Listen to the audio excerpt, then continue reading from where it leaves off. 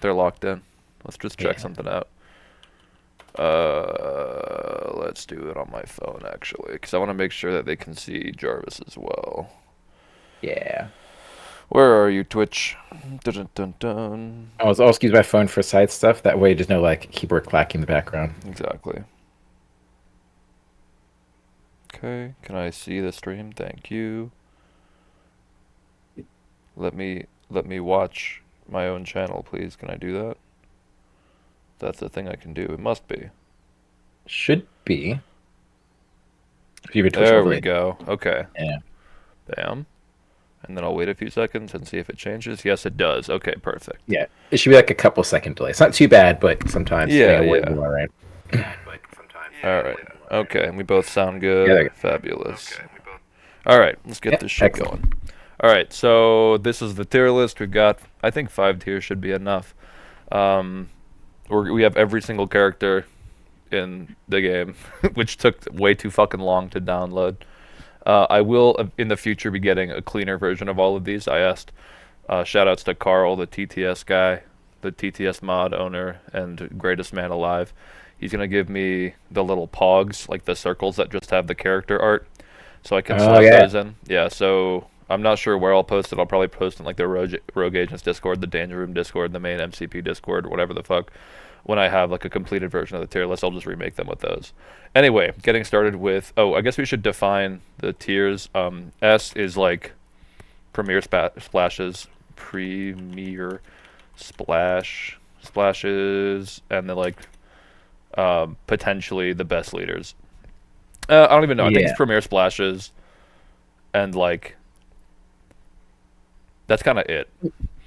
Yeah. I mean, like leaders, it's hard to be just an S tier leader, right? Like just on your leadership alone. Usually, you're good outside of your leadership too when you're S tier. Yeah, like Sam is a Premier Splash, and he's also a good leader, but I also don't think Sam is an S tier model. Does that make sense? Yeah. Like these Yeah. are splashes like the best at their role. Here we go. Yeah. Yeah. Yeah.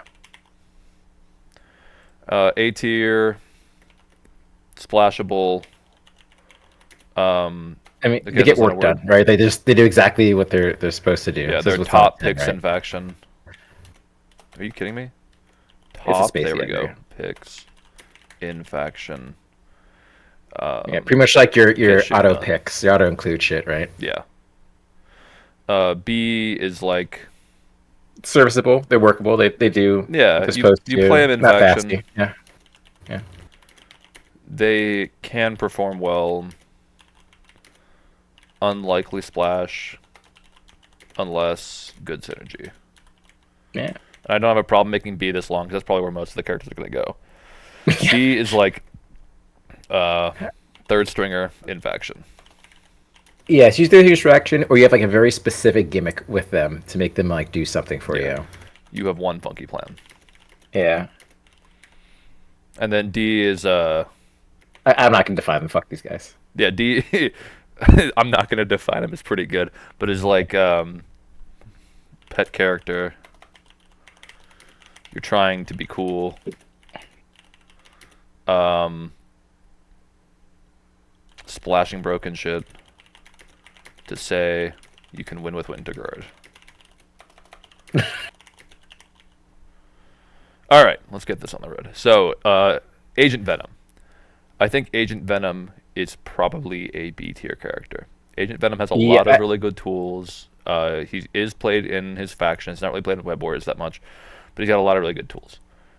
He's I got was, yeah, good. I was gonna say that he is very solid. You don't see him too much splash, but he is splashed in certain matchups. But a lot of times it's usually in affiliation. He's doing some really well. He's got the what you want, which is displacement. He's got pretty good damage output. He's got his own movement, right, with his web swing. Hmm.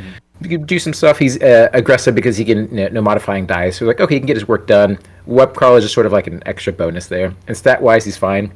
Except for it being a Venom always means your energy sucks, but that just kind of comes with the whole scenario of being a Venom. Yeah, it's kind of mitigated for him because he's a range 4 attacker most of the time, right? So like those energy attackers, he's usually like he'll pop into their range or pop out of their range with his web swing and get his shots off. So like he's usually only getting attacked once a lot of the time. Yeah.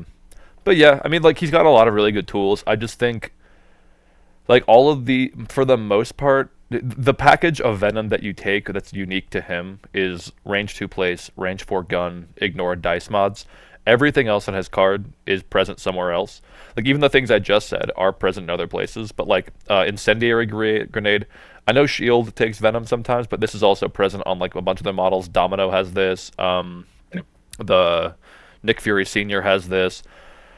He's a good mishmash of stats, but I don't think anything about him is like, when you're thinking I need a 4 threat, you think Agent Venom. He's a good hunter. He's a good web warrior killer. But he also like I think if he didn't have 2 energy defense, he'd be a lot better into web warriors. But him getting popped by like those Venom blasts every once in a while is kind of annoying. Yeah, he just randomly dies, right? And like the other web characters, he doesn't have defensive reroll, so he's like, if he starts getting shot, like he just gets shot. Yeah, he has no defensive tech really besides his status removal and his decent health pool of 12. But I think play him in faction is pretty much exactly where he wants to be. ASM. Oh man, I've gone back and forth in this guy so many times, and like I think he's actually just a B. I agree. I think ASM is pretty much exclusively played in faction. He does have 2 really good factions in webs and defenders. I see him played there often. I don't see him played pretty much anywhere else. I think if this guy had displacement, he'd be insane, but he doesn't, and his 3-threat version does for some reason, so I think B is a fair place to be. But I do think if this character had displacement, he'd probably be like top 3 models in the game, because he's super tanky, super fast, and if he had displacement, like, oh, okay, hold on. And the gimmick you used to do with him is like the center grab stuff, a large base, long move, but Namor does the same thing, and Namor can actually punch, and most factions help people punch. Most factions don't care about the defensiveness of ASM. So they're like, okay, cool, I can do a similar thing, and I can punch better. Yeah, I think Namor coming to the game is pretty bad for Peter. I think Namor coming to the game like further edges him out in that role of center line grabber, because Namor can do that and then next turn come back in with a stagger punch, where Peter, a lot of the time I see him just kind of like hanging out in the back being like, well, I'm a 5 threat. And it's like, oh, that's all you're doing. Bro. And you're like, nah, I don't want to fight you. You're like, damn it. But I think it's a fair place to be. Probably the best pay-to-flip character in the game, but also is a 5 threat, so he should have something he really excels at. Ancient One. Ancient One, I think... I want to say Ancient One is better, but I honestly think Ancient One's a C tier. She's a C, and the reason why is that you basically never see her outside of Convocation, and the reason why is the too physical. Yeah, you never really see her in Convocation either. Like Ancient One is like theoretically fine with physical, because she has spider senses, she can reroll 2, and she has martial artist, and she can pull you into martial artist when you attack her. The problem is she can't reroll skulls, so if you get 1 skull, you really only are rerolling 1 die. Well, there's that, and then anything gets thrown at her, she gets super fucking sad. Yeah, she gets folded and throws. I think she is, how the fuck do you flip cards on these guys?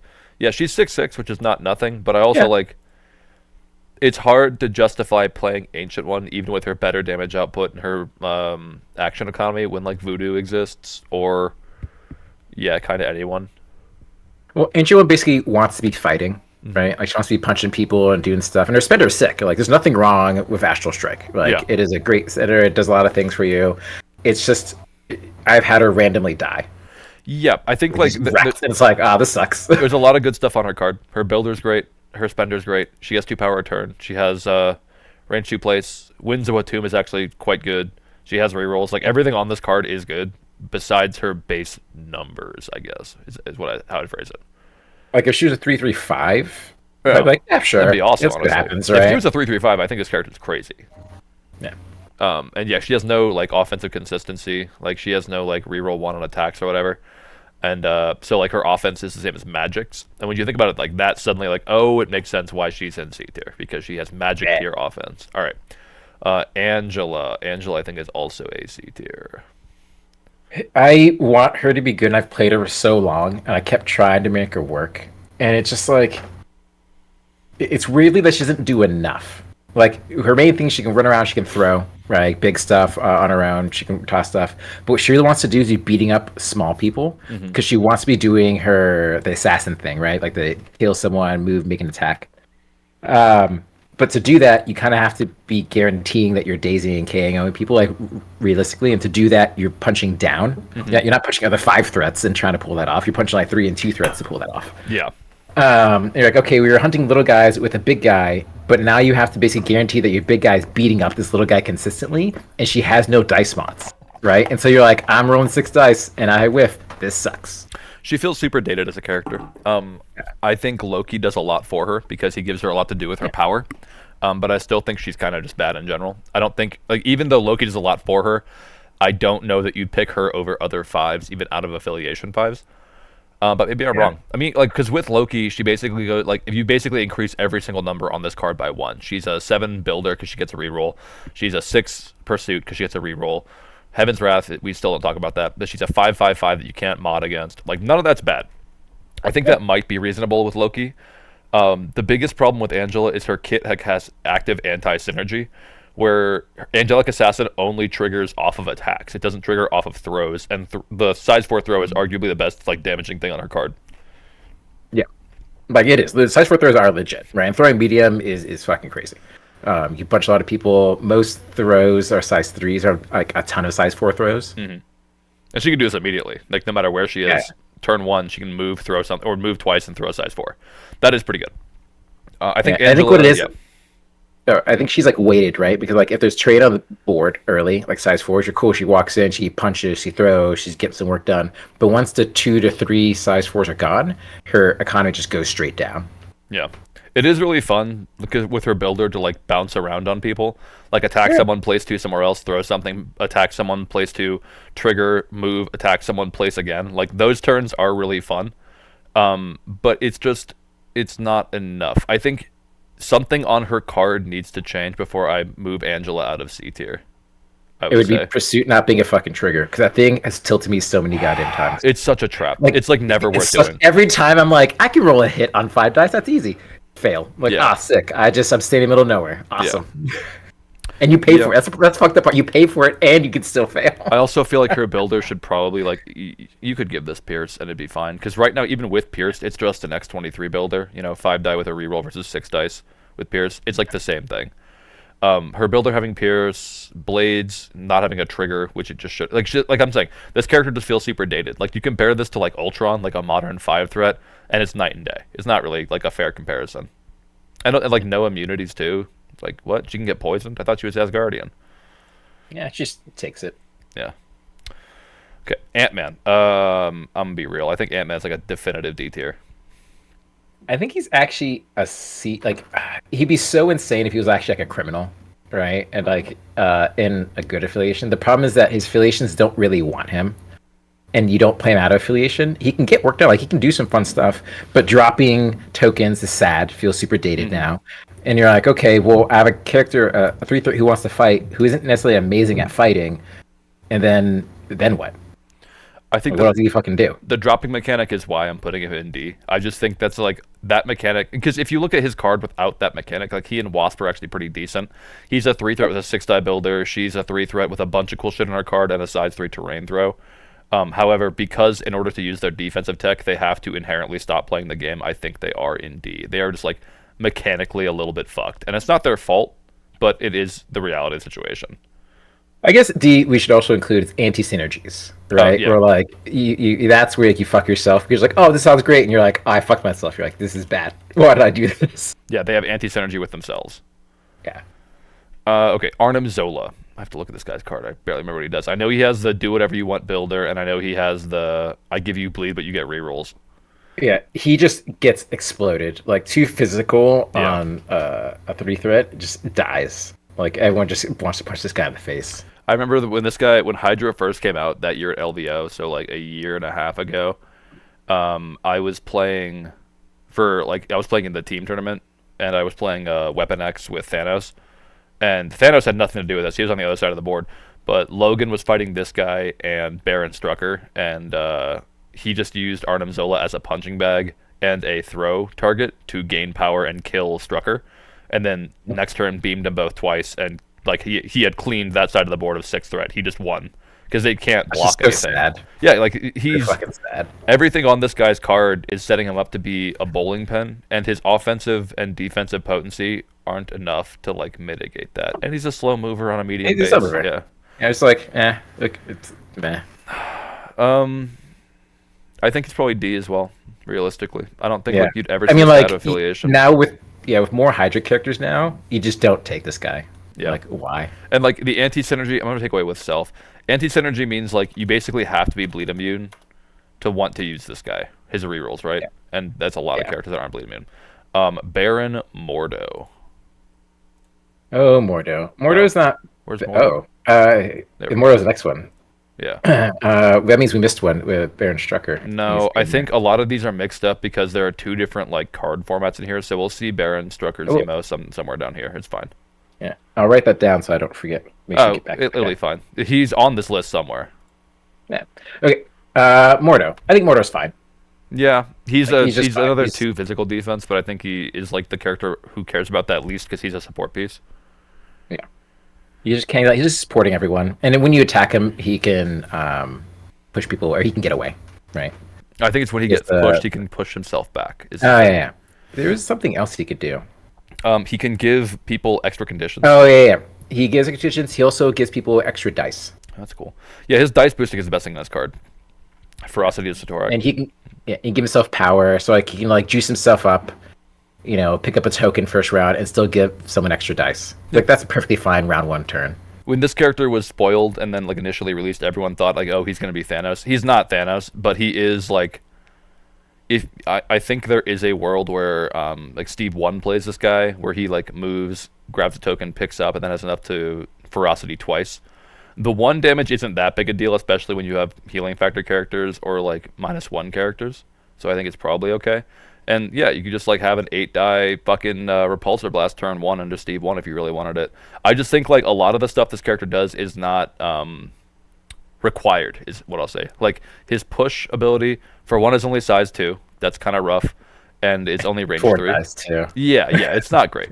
So like he's a little bit understated even as a 3, but I think there is still a place for this character. I think being able to toss out range 5, 8 dice, reroll all attacks with Strange, Super Strange is very scary and kind of underutilized right now in Convocation. He just doesn't super play the Convocation game that they're playing right now, which is spam robots and fuck around that way. Yeah. So I think it's C. Yeah, I think C is fair for It's kinda Mordo. there. He's still better Like, than these I see- guys. Every once in a while, I see him splash for like some random gimmick and stuff. Like he does a job okay. Yeah, He's like just not flashy. you have one funky plan. All right, yeah. who's this fucking guy? Strucker. Strucker. Strucker. Hydra is kind of gimped as an affiliation, so I don't see him that often. So I have very little opinion on these guys. I think you probably played against Strucker and like Hydra in general more than I have. Yeah, Strucker I think is perfectly fine. Like he's just a good boy. He does what it says on the tin. He's got rerolls. He's got ranges, incinerate guns. Like he can just punch stuff. He can poison people. Like he's fine. Like he's not crazy. He can heal factors, so he can exceptional healing. Just kind of stands around, does stuff. Most of the time when I see Strucker, it's because they're taking the leadership, or I guess you're playing Red Skull 2 and you're doing some Hydra stuff with him. Mm-hmm. And he just hangs around. You can grab basically just grabs a token round 1 and stands on a point and goes, "I dare you to come at me." And you're like, like, He's I don't know. It's he's not got weird. decent defenses and healing factor, basically. Yeah. Okay. And he can just stand there and take most punches and be like, "That's fine. I'll kind of punch you, and you'll may not die, but you'll be hurting." Yeah, I like arrogance as a mechanic. It's a cool little thing because your attack dice are almost always like more in number than defense dice. So you're getting an added benefit to it. And yeah, he's adding skulls, which is quite nice. And even if your opponent's adding a skull on their 3 dice, you're probably adding like 1 or 2. It's more likely for you to get a skull than them. And a skull is a skull. I don't know what I was trying to say there. Strategic Genius also, like this is kind of bad just because Zemo already has it and Zemo's OP, but that doesn't make Strucker bad. I think Strucker is a solid, probably B tier character. Like I think so. In affiliation, I think he pretty much always gets put into your 10 Yeah. because for an affiliation character, he basically hits all the boxes in terms of what you want. He's got defensive tech, and genius. He does some offense stuff, the incinerate. He's got poison. Like he does have stuff he can do. I guess my Right, he question is, if there were another Hydra leader, I guess there is, but if you were playing another Yeah. Hydra leader, would you reach for Strucker? And I think the answer is no, because Zemo exists. Because Zemo exists. Yeah. Okay, so I'm in B or C. Yeah. See, it is. Zemo. I don't even think we need to talk about this one. Yeah. This is just it's straight to the top, baby. Fucking broken as shit. Yeah, we can talk about it, but the short version is, he's like a Gen 1 character who's still a boss. Everyone's heard our Zemo we talked about, especially by this point in the game. He just has an extremely synergistic kit. He moves too fast. He hits too hard. He's slightly too defensive for a 3 threat. He's simply excellent. Master Swordsman on a 3 threat is a far too powerful effect. Yeah, Yeah. I've just randomly ended characters with him. It's Uh, like, oh, Master Swordsman, I got to reroll. Okay, oh, you die? Okay, yeah. well, I guess I have all this power. I guess I'll do it again. Yeah, he just hits harder than most 5 threats. It's no big deal. Yeah. And then like the Um, spender, being able to move afterwards, you're like, oh, double spender, and like walk away from you. You're like, what? What? yeah, Like I had he's people punch me. I lived on one, and then just double spender backwards away from them. he's They're like, probably the oh, most mobile character in the game for sure. Like yeah, he just moves constantly. His action economy is absurd. Yeah, it's Zemo. It is what it is. yeah. Beast, Henry McCoy. I love Beast.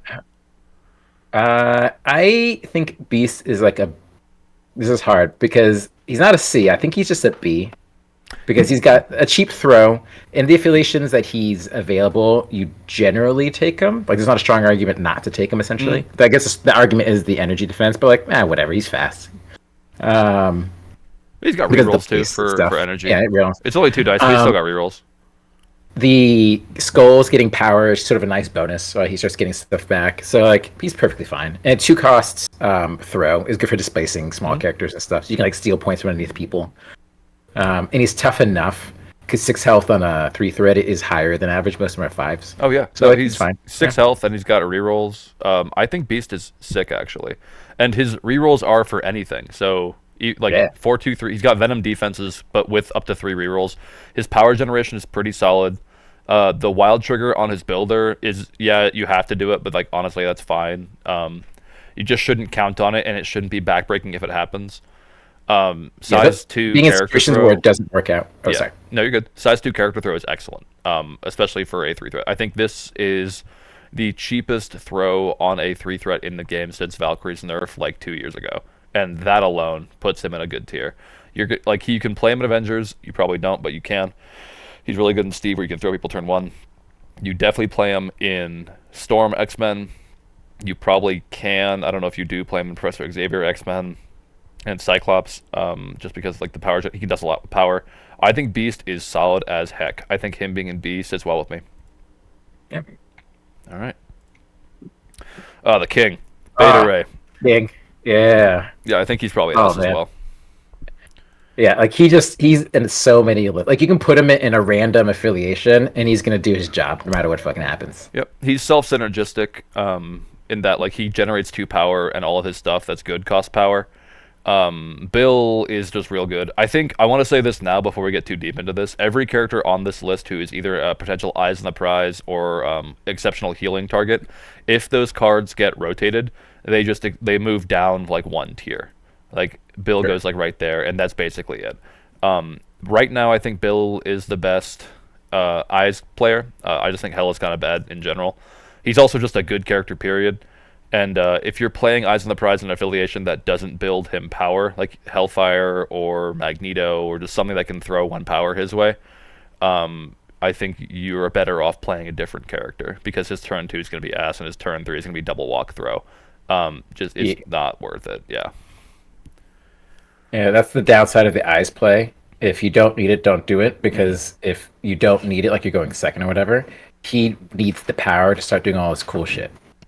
Yeah, even though Bill is probably the best Asgardian, questionable even now. I think there are 2 characters who really make him work for that right now with our new releases, and we'll get to that later. I think even though he's the best Asgardian, he still does suffer from the Asgardian design philosophy, which is where their best thing and what they want to be doing costs 3, and they generate 2. It's still better than 99% of characters' power economy, but it should be stated that that is the case. Like, his throw costs 3, he generates 2. So unless you're playing Steve or you have some funky shit going on, he's not throwing until round 2. And it also means that you want to be having at least 1 power at the end of round 1, and then you're set for the rest of the game. It just requires a little bit more thought than a lot of characters. Yeah. But yeah, that's Bill. He's the GOAT. I love him. He's my favorite. Who we got next? Bishop. Bishop is like Bill Jr. in a lot of ways. Yeah, fucking Bishop. It's like he's just got a lot of things going on in his card. Like the gun being auto incinerate Rage 3 is so fucking annoying. It's so good.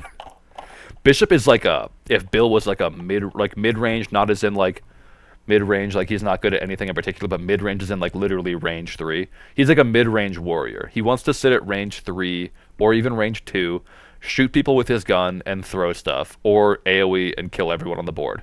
He just has some unfortunate rules, namely Overload. If Overload wasn't on his card, I think he's better. I don't think Overload ruins him, but it is really bad.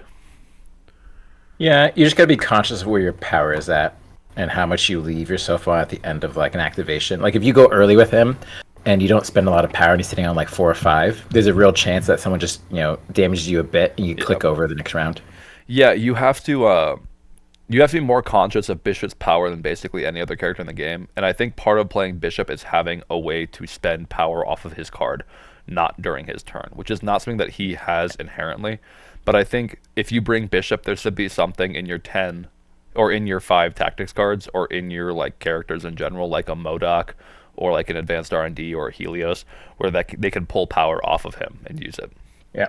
'Cause, like the most feels bad is like the old situation where you get all your power, you're on 1 health into your turn, you start the next round, he dies immediately, and so he's dazed at the beginning of a round. And Yeah. you're like, oh shit, right? Yeah, it's the old cubes thing. It does suck. Yeah. Bishop is, I think that is like the worst thing about him, and it is like significant. But everything else about him is really good. He's got a Yeah. great builder. His area attack is crazy, and it's not. It's like he's kind of like Daredevil in that this return with interest, his spender will probably happen once a game, and it will probably be between like 8 to 10 dice, and that is terrifying. Where he like that Yeah. turn where he walks up, AOE's everyone, does a shitload of damage, and then throws a building at one of them and kills the last person alive. He's like, oh shit, I just lost. So if you can Yep. tempo it with Bishop that way, he's great. But if you kind of just aren't paying attention to his power, if you try and play Bishop the way people play Bill or even like Carol, where you kind of just like don't give a fuck and you let them do whatever they want, you're gonna have a bad time. Bishop is like a slightly more tech PC version of them, but I think Bishop is quite good. I think B. Does that put him in B then? Yeah. Yeah, I think B. Oh, and just real quick, he's got this absorbed energy conversion. Pay 3 throw size 4 character or terrain is one of the best powers in the game. He and Bill both have it. But if you have that on your card, I don't think you can go below B. Yeah, you can just do so much with it. Yeah, it's just Like a throwing crazy size power. 4 characters is crazy. Moving on. I'm saying that now, but then I'm thinking like, oh fuck, there are a couple characters who can do this, and I'm not sure about them. We'll see. Blackgar Boltagon. He's much better since he got changed. I mean, he just does a lot of stuff. I mean, Yeah. 6 dice, range 4 gun that can pierce. It's solid. So you can basically set up round 1 and start shooting from that point forward. The Inhumans bunker is still very scary, where you have everyone sitting within 2 of Black Bolt, so you can bodyguard for them, and he's just fucking turreting the whole game. It is still very scary. Every time a new kaiju comes out, people are like, "Oh shit, play this guy in Inhumans and unlock all the broken stuff." Like it happened with CGR. It's gonna happen with Mighty Thor, or not Mighty Thor, with Hero Thor. He is one of those characters that just gives you free turns, who lets you do dumb shit immediately, and that inherently is very strong. But even with all of that nonsense going on, he is a 5 threat leader, and he is like until Inhumans get something, he is bad on spread maps, and that's not changing right now. Yeah, I mean that's just like his design, and that's like turret characters in general. Scarlet Witch has the exact same problem, which Yeah. is like you get set up and they don't want to move because if they have to move, they're very sad. Yeah, like I think his builder and her builder are pretty comparable. It's like Yeah. 6 dice, a good attack type, either count skulls or pierce, and a reroll. If they are not doing that twice every activation, they're not happy. So yeah, Yeah, I'd say he's at least a B. I don't think he's an A. yeah, I agree. I Right? think You're not great. really splashing him. No, Like you're not. he's just there for the leadership. Why Really. would you splash Black Bolt? Black Cat. All right, let's put her Oh here. baby, yeah, straight to the top. Yeah, Kitty Cat. People say she can't do damage, and that is true for the most part. But 4 dice with Pierce is it's still okay. It's fine sometimes. because it's bleed. She can get some work done. She's randomly killed. If she needs to characters. do like 1 or 2 damage, she can probably do 1 or 2 damage. Troublemaker, this attack is fucking stupid. Auto good. stagger on a 3 threat that also lets her walk away is oftentimes like when you're doing it into the proper target, you are just taking their turn away. Like you Yeah. are now in a range where they can't punch you even once, and they're also like, and if they want to do something else, they're still staggered. Fuck, dude. Felicia's so good. She's better than she has any right to be in this game. Her defensive tech is insane. Action steal is really, really good. Grappling hook is cool. Like when you get dazed, you can use it as an action to get in close, or you can like steal, walk, grappling hook, which is just like, all right, so she wins. She's got stealth. I don't know what there is much to say. She can't like she's not a killer the way Zemo is, No. but she's one of the tankiest threes in the game. She plays asset scenario better than almost anyone in the game. Yeah, she's just playing the scenario game hard, like fucking hard as balls. Yeah, she's a thief, and she do be thieving. So yeah, S for Black Cat. We might do some reorganization later. We might not for like the tiers in and of themselves, but we'll see. Black Dwarf. Honestly, I think Black Dwarf is underplayed. Yeah, I think it's fine. I- If you actually look at his card, like the card itself is fine. It's just the affiliations suck. That's all it really is. Yeah, the only thing that's bad on his card is the Enforced Oblivion. I think this is a trap to ever use, pretty much. If it were charged, different story. But yeah, it's just not worth using, I think. It's just like, why, like, just walk, slap, and throw is probably better 99% of the time. He's got Ultra Throw. He's insanely tanky. He's 14 health across both sides, 4-3-3 with DR. He hits harder than the average 4 with a 6-die builder. I think Dwarf is probably honestly B tier. The factions might pull him down slightly, but I think like if you're directly comparing Bishop to Black Dwarf, I think they are roughly even. I would put Black Dwarf in B honestly. I think he actually is a B because I've seen him randomly splashed, and like having a size 4 throw is good. He does what it says. He just punches people and he can throw stuff. Yeah, And he's relatively tough. He's like Ulik. He's like, except Ulik is just more movable, right? That's the big difference. he's also size 4, which is like it can be really like sometimes there's only one size 4 displacer on the enemy team. And then like if that's true, then they only have one way of displacing him, and he really can be quite a bully. He can get in there, be tough, pull a bunch of attacks onto him, and start slapping people. I think Yeah, Dwarf his is job is to underplayed get B. punched. Yeah, I think it's fine. Yeah, I think if more people like, because I know it's so easy to just like go onto a literal like a tier list like this, and you have like your 5 affiliated models, and you just grab 5 from like the top 2, like the S and A, and call that your list. I think if more people tried Black Dwarf, they would be impressed with what he can do. Yes. Black Panther, original Black Panther, Panther 1. I love this guy so much. He's so good. Like he's minimum B, but I'm pretty sure he's an A because He's like he just A. does so much. He does so much. That's like Pounce is so good. Yeah. He's just insanely hard to punch, and there's just games where I've won off his back of just not dying. Yeah. He's like, I'm just gonna stand here, just face tank. It's fine. Panther is so tanky that like people are either like don't even try and kill him, or they try really hard and kill him. And he has the win-win situation where if you do manage to kill him, he's gonna flip and be less tanky, sure, but he's gonna have a shitload of power, and this character fucking rocks with power. Like when you mantle and pop a kinetic burst for like 7, 8, 9 dice into somebody and to reroll all, it's like, oh, you're dead. I push someone away, I pounce into them, and I kill them too with a builder. Panther had like his clapback is disgusting.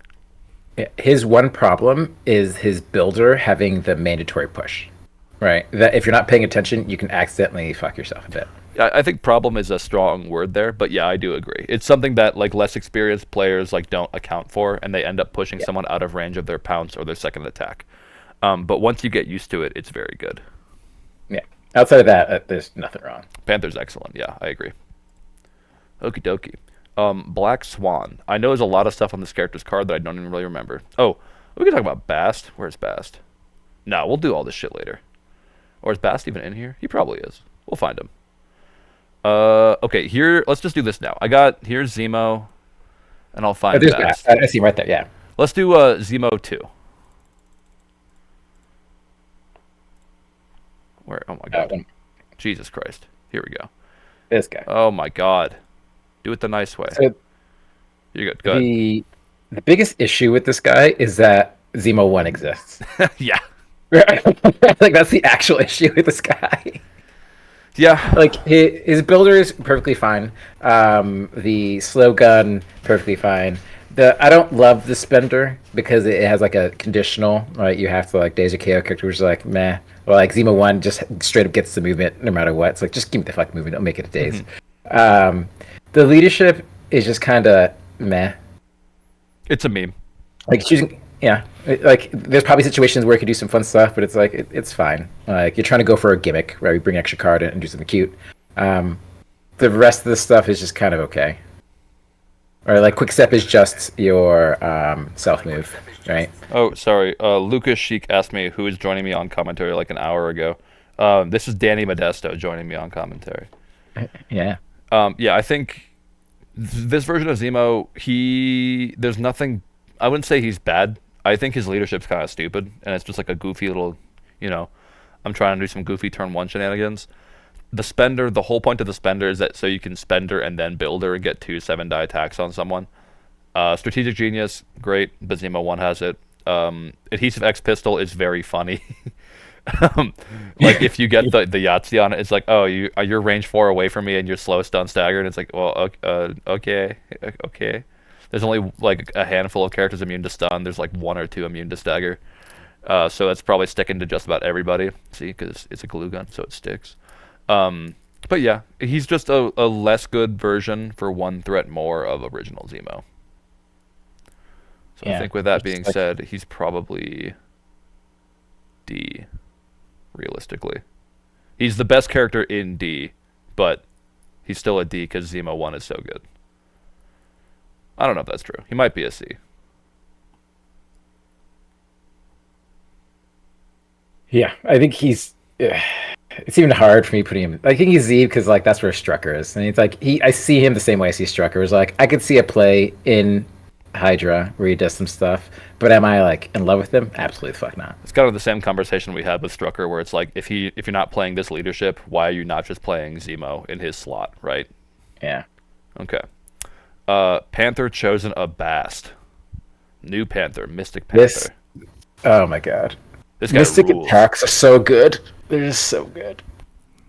This character is kind of filthy, and I want to clarify this because I was also not understanding this. But inside of the Ancients is not whenever you roll dice while you are standing next to an objective. It's whenever you roll dice and you're trying to like flip something or you're trying to roll a scroll. So this doesn't give him like offensive and defensive rerolls. It's just for interacts. But even without that, you can't reroll against him. He's stealthy. He has pounce. He's on a medium base, so he's a medium base pounce on a 3 threat. He has a 5-die Mystic Builder, great, and his spender is really good. Yeah, like he trades the counts blank for the can't modify, which is kind of a wash. Yeah, I mean, he is worse defensively. There's no doubt about it, but he's also a threat less. Yeah. But Mystic attacks, right? Well, it also gains stealth, so it's like, sure. Yeah, like, no. I mean, I'm not gonna argue that Panther 1 isn't much tougher. I think that's like that's a dumb argument to have, but I do think this Panther is not like a baby. He is like reasonably tough for a 3. He's basically old Black Cat, and he hits much harder than Black Cat. Period. He hits about as hard as most 4s. I think he is like almost comparable to Widow 3 in his offense, right? Like with her, because she's got a 5-die builder and a 7-die spender with finisher. So, While you were talking, I just realized Inside of the Ancients is good for offensively flipping points, like from underneath people. Yes, yeah, because it's reroll Eddie. Yeah. So you can like, I have 1 success, I just need 1 more. Doesn't matter that I have this skull. I'm gonna reroll 2 dice, and if I get 1 more success, I got you. Yeah, so he's like decent at scenario for sure. Yeah. Well, decent's the wrong word. He's good at beta flips, for sure. I think Bast is probably like B tier minimum, right? I mean, Like, he's Mystic Builders are just insane. Yeah, he's not as crazy as Panther 1, but I mean, he's still got use cases. I could see him being splashed as like a random 3 to come in because he just has a job that he does well. Yeah, Which is, hey, I'm flipping points and I'm running around. I'm hard to kill. Not hard to kill. I'm hard to get to. He also like he hits harder than most 3 threats, right? With pounce. That's like a pounce is really good on a 3 threat. I think Well, B again, is a reasonable place to trying to evaluate Mystic attacks is hard because a lot of the defense tech is against energy and physical. Yeah. So he's just like, I ignore it. I'm just gonna punch you anyway. Yeah, he like this character is really fucking good into Web Warriors, right? Like because with Pounce Yeah. and Mystic Builders, like I don't think there's any really Web Warrior that wants to go toe to toe with this guy. Not super much. Absolutely not. Okay. Black Swan. Here we go. We're back on track. This character's kind of trash. I want to love her. Yeah. I've played her many times. I've played her with gem. I've played her without gem, and she's not bad. This is like the Black Dwarf problem, where the affiliation they're in doesn't really care about them, and doesn't do a lot for them anyway. So it's like I could see them being good if they're in almost any other affiliation. I think she's categorically worse than Black Dwarf, because she basically needs the gem to like be functioning where she wants to be, and Black Dwarf doesn't have that. He just is Black Dwarf. Black Swan wants to be a 5 threat, and as a 5 threat, I think she's underwhelming. Yeah. There's a In lot of general, stuff. my theory of gems is that it's hard to justify gems unless they push you like 2 tiers up, because a threat level is a lot in this It's a game. big deal. Yeah. Yeah, it's a big fucking deal. So I think Swan is probably. I guess I that don't know. makes her a She's not a C, D. I think she's a right? C. Yeah. I think yeah. By our own logic, I think she's a C. Yeah, but I like Swan. I think Swan's cool. Widow 1. Widow 1 is the goat. Widow 1's fucking I think she's an incredible. A. She's A. I agree.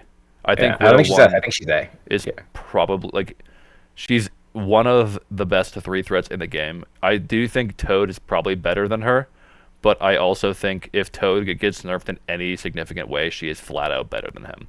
I think Widow 1 is a fucking beast. She's a long mover, Yeah. stealth, martial artist, counter strike, which is like sort of whatever. She's randomly tanky. She can get places that people can't. She plays scenarios super well. This is the original 2 threat. This is like what 2 threats are supposed to be. She rocks. Runs around, hangs out.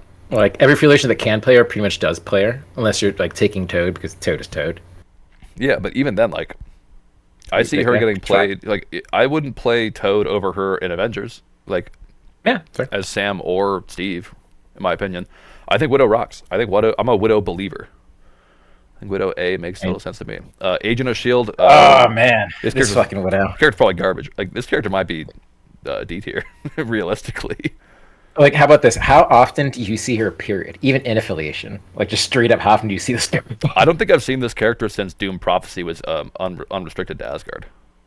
Yeah, there was like the one hope where the interrogates would stack with her and Jessica Drew, that but was then cool. they're like, "Bro, that's not happening." They're like, "Okay, well, back in the trash can." Yeah, I've like rapid fire with no trigger is cool, but like it really doesn't matter. Yeah. Tear gas, like I'm looking at this character and remembering what it does. You know, that says a lot. I think this character's bad. I think this character is a D tier. I think he's actually yeah, Blade, Blade. my hero. Even And with my, his like, buffs, I don't think Blade's doing too hot these days. Oh man, it's so hard because I want to love this guy. Again, it's the pursuit problem, right? It's back to this fucking pursuit thing. It's just he's not the worst character. I think he's at least a C. He's like a midline between a C and a B-ish, but even like a B is hard because like you don't see him outside Midnight Suns.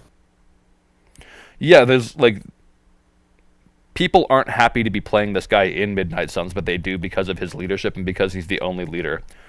I don't think you would ever play this guy outside of Midnight Suns. I think Blade is probably a C. I don't Yeah. think he's not Garbaggio, but he's probably a C.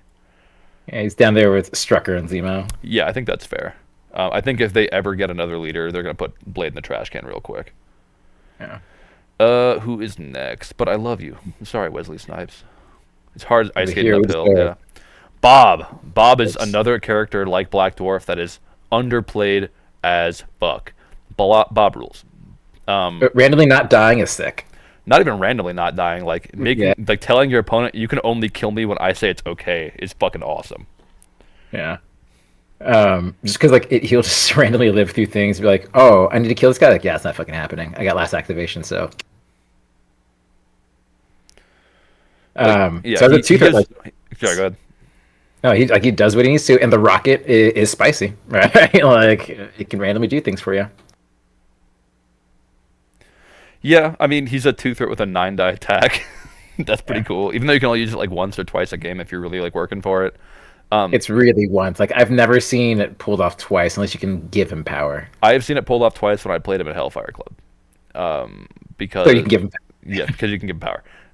Yeah, you rocket turn 1, you wake up, and then you fucking fuel him power all game, and he gets another rocket. Yeah. Bob is sick. Bob is underplayed. I think Bob is probably B tier.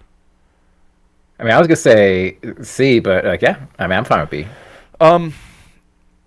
I mean, he's not Toad.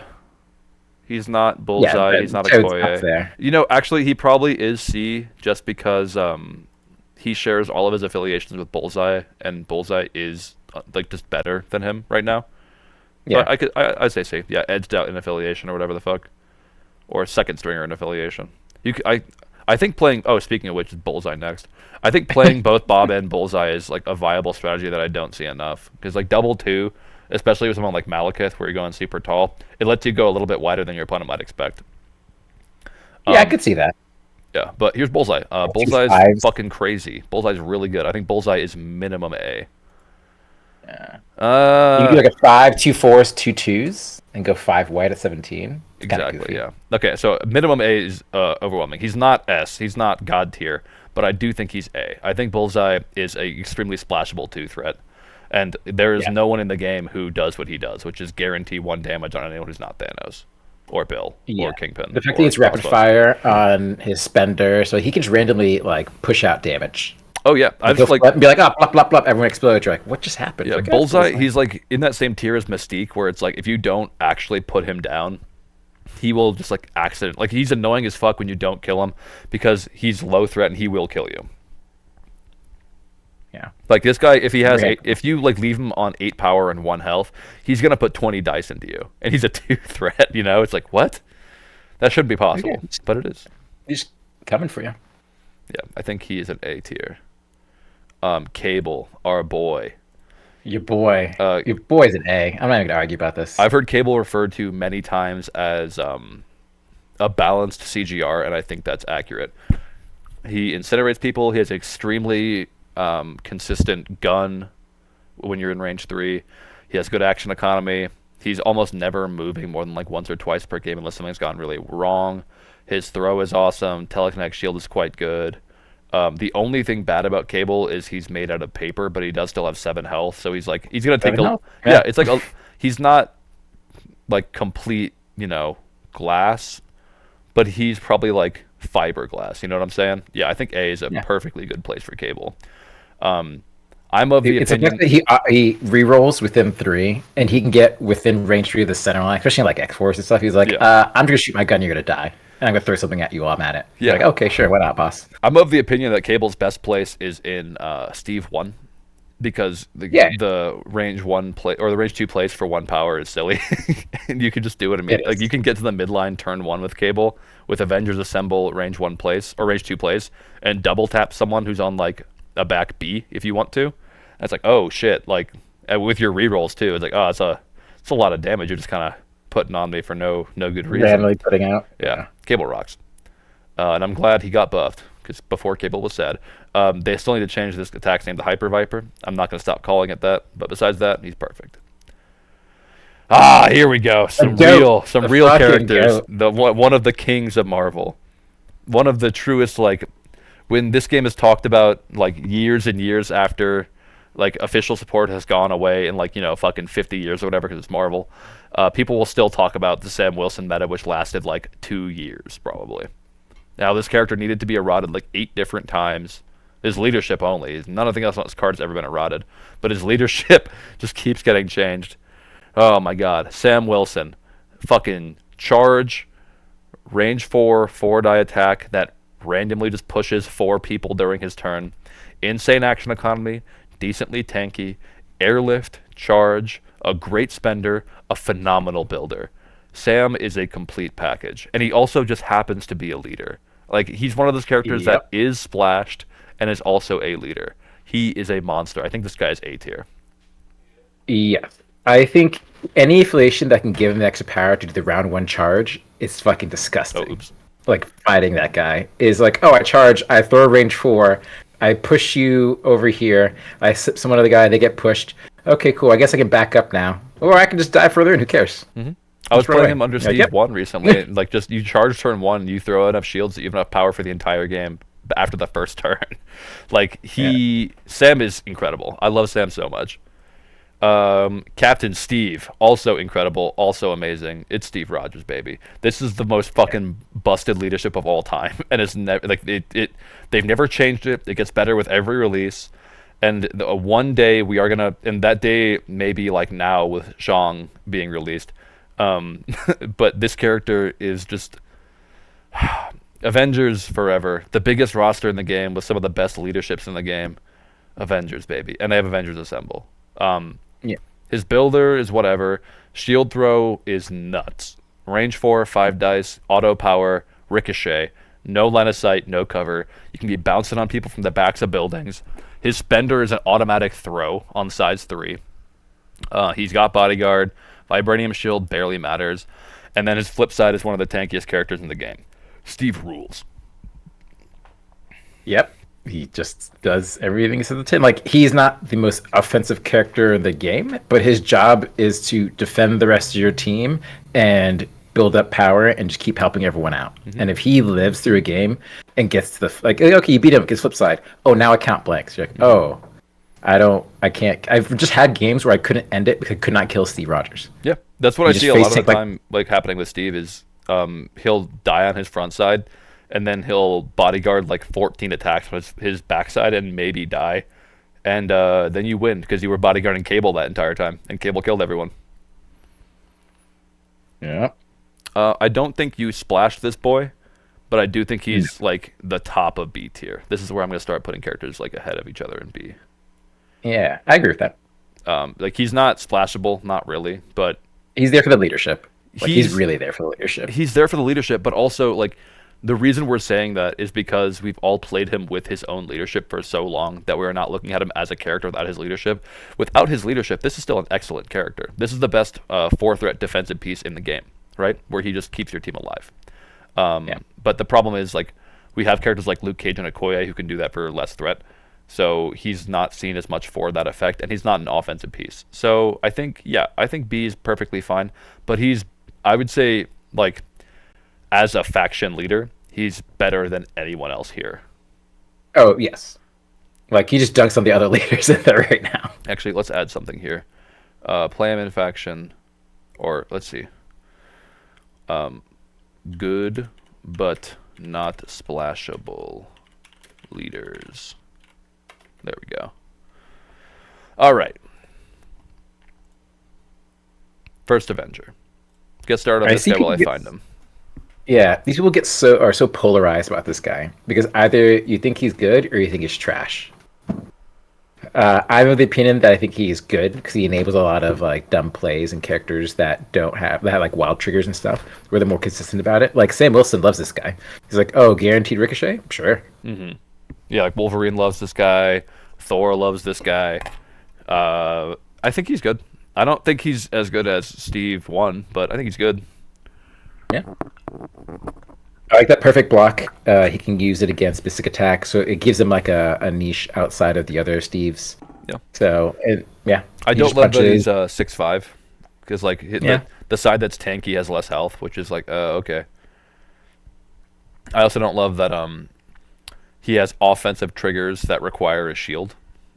Because then like Yeah. if you're giving him rerolls and he's spending them on something that's not giving him extra damage, that's kind of feels bad. But his leadership's incredible for sure. I think he's kind of like he's similar to like Daredevil or Shadowlands, where he's like when you're playing him, his leadership's awesome, but he's the most boring character on your team. Mhm. I think he's a C tier. I think he's pretty just like eminently worse than Steve 1, but like he's okay. He's fine. You have your funky plan for him. I want to argue with this, If you but I think don't have a strong. I think he is like a B, but I think he's like a mid-tier B. we like, can add he's him to their not- tier, honestly. Yeah.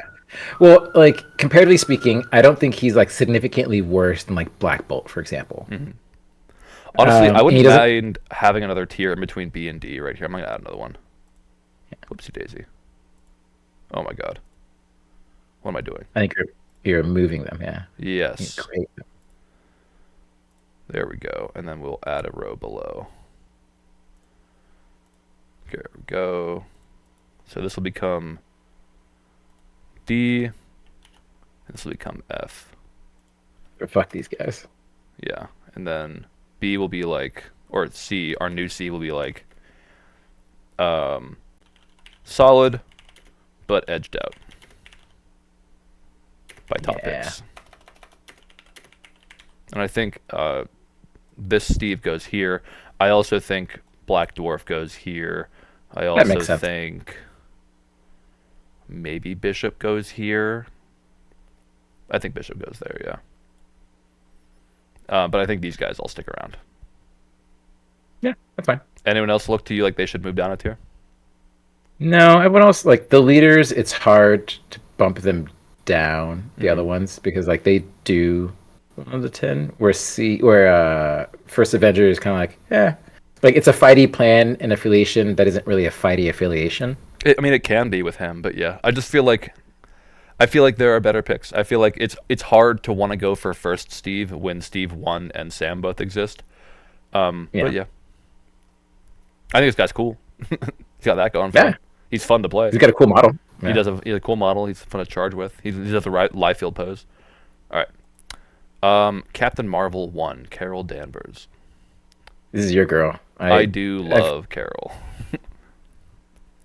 For some reason I thought binary was cost 3. Is it not? I mean that's a sideways card, so that's a new one. Yeah, and this is Jarvis. Was it 5 and went down to 4? Was it 5? Is that true? Oh my god, it's been so long since Core 1. Let me look real quick. Even though this is literally Jarvis, this is what I use to like build stuff. So this is true. And the other ones say, yeah.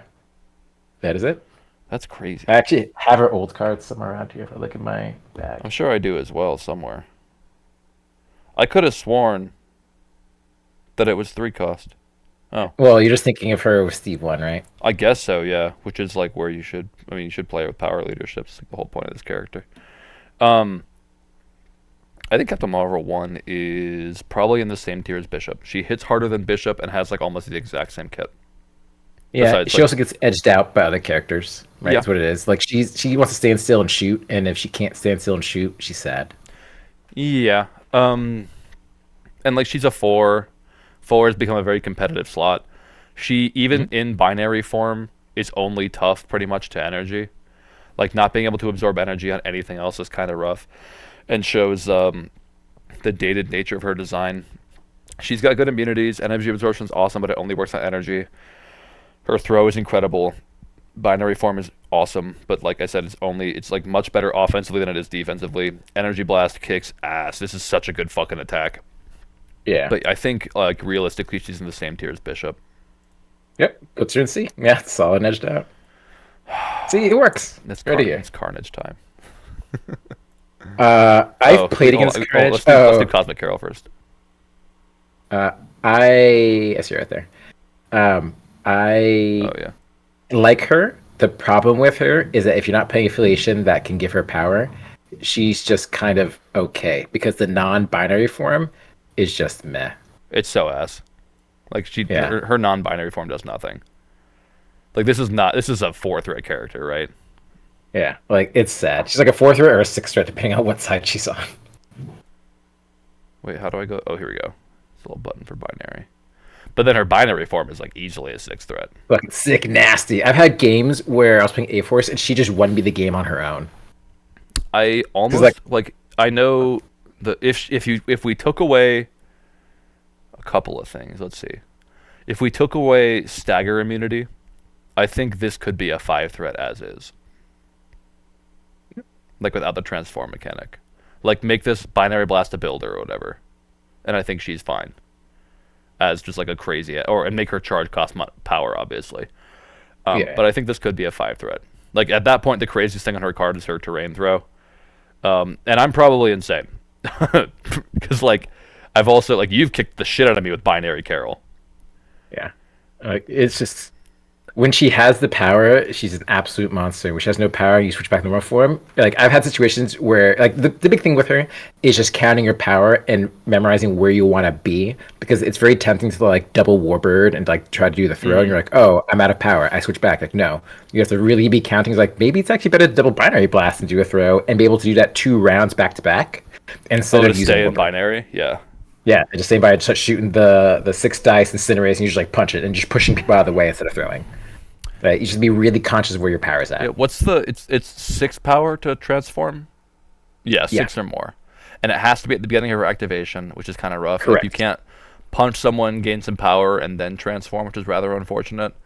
Yeah, you can't trigger it intentionally.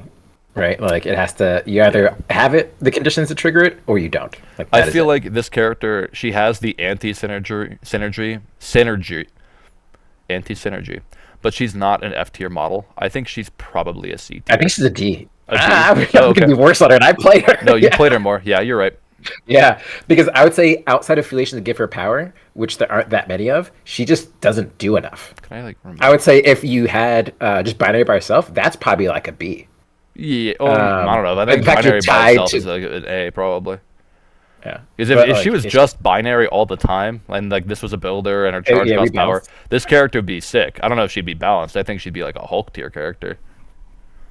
Yeah, it's just that non-binary form is so sad. Like Yeah, I, it's really bad. And it's you so spend sad. most of the game in that form, right? Like it's very rare that you're gonna be able to transform to binary even like round two.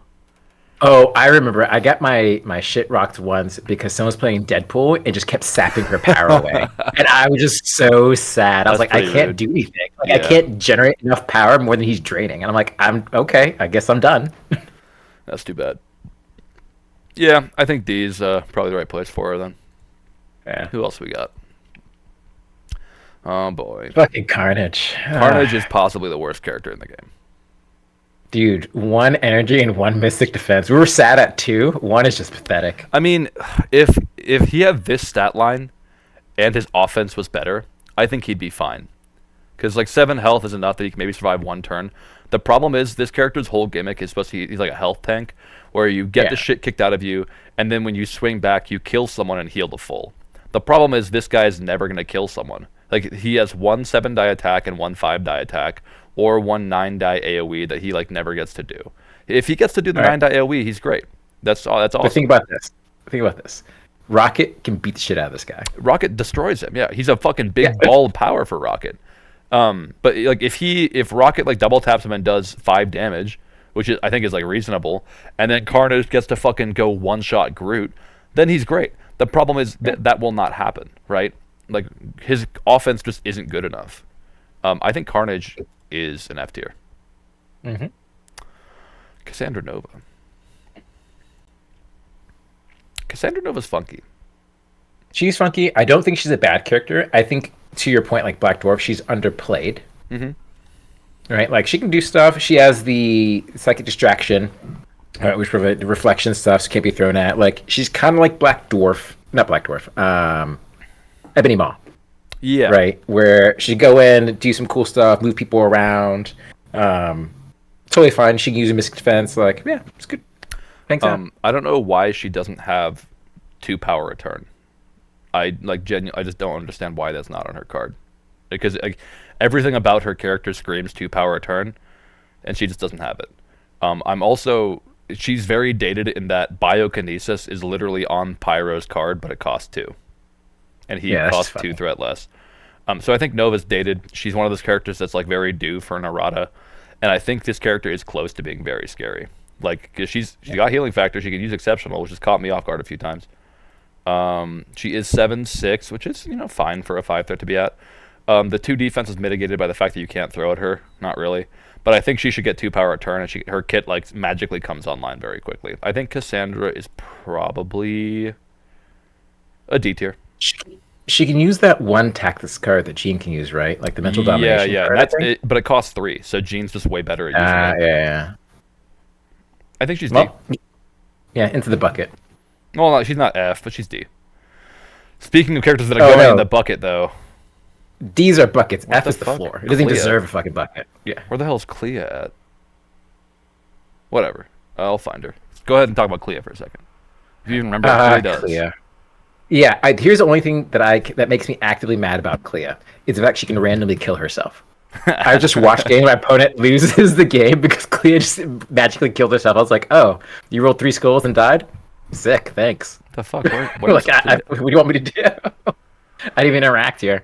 Like, she's clearly a dated Oh, here we character go. design wise. Because like, why can't she kill herself? Like, just why? Yeah, Why is that there's a no thing? reason for that to be a thing, and it's also just like even if she doesn't, there's not a whole lot on this character that's like actually good. Her defenses are shit.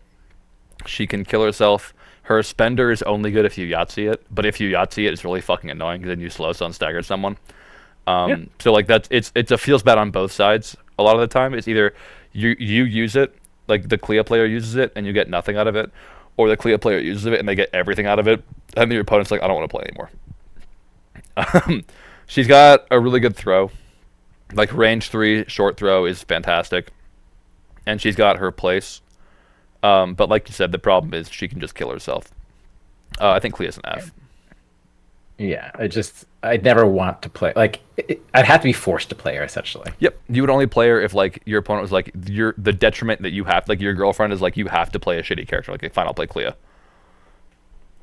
Colossus. Colossus isn't quite that bad, but he's pretty fucking bad. Colossus might actually be that bad because he's a 4 threat.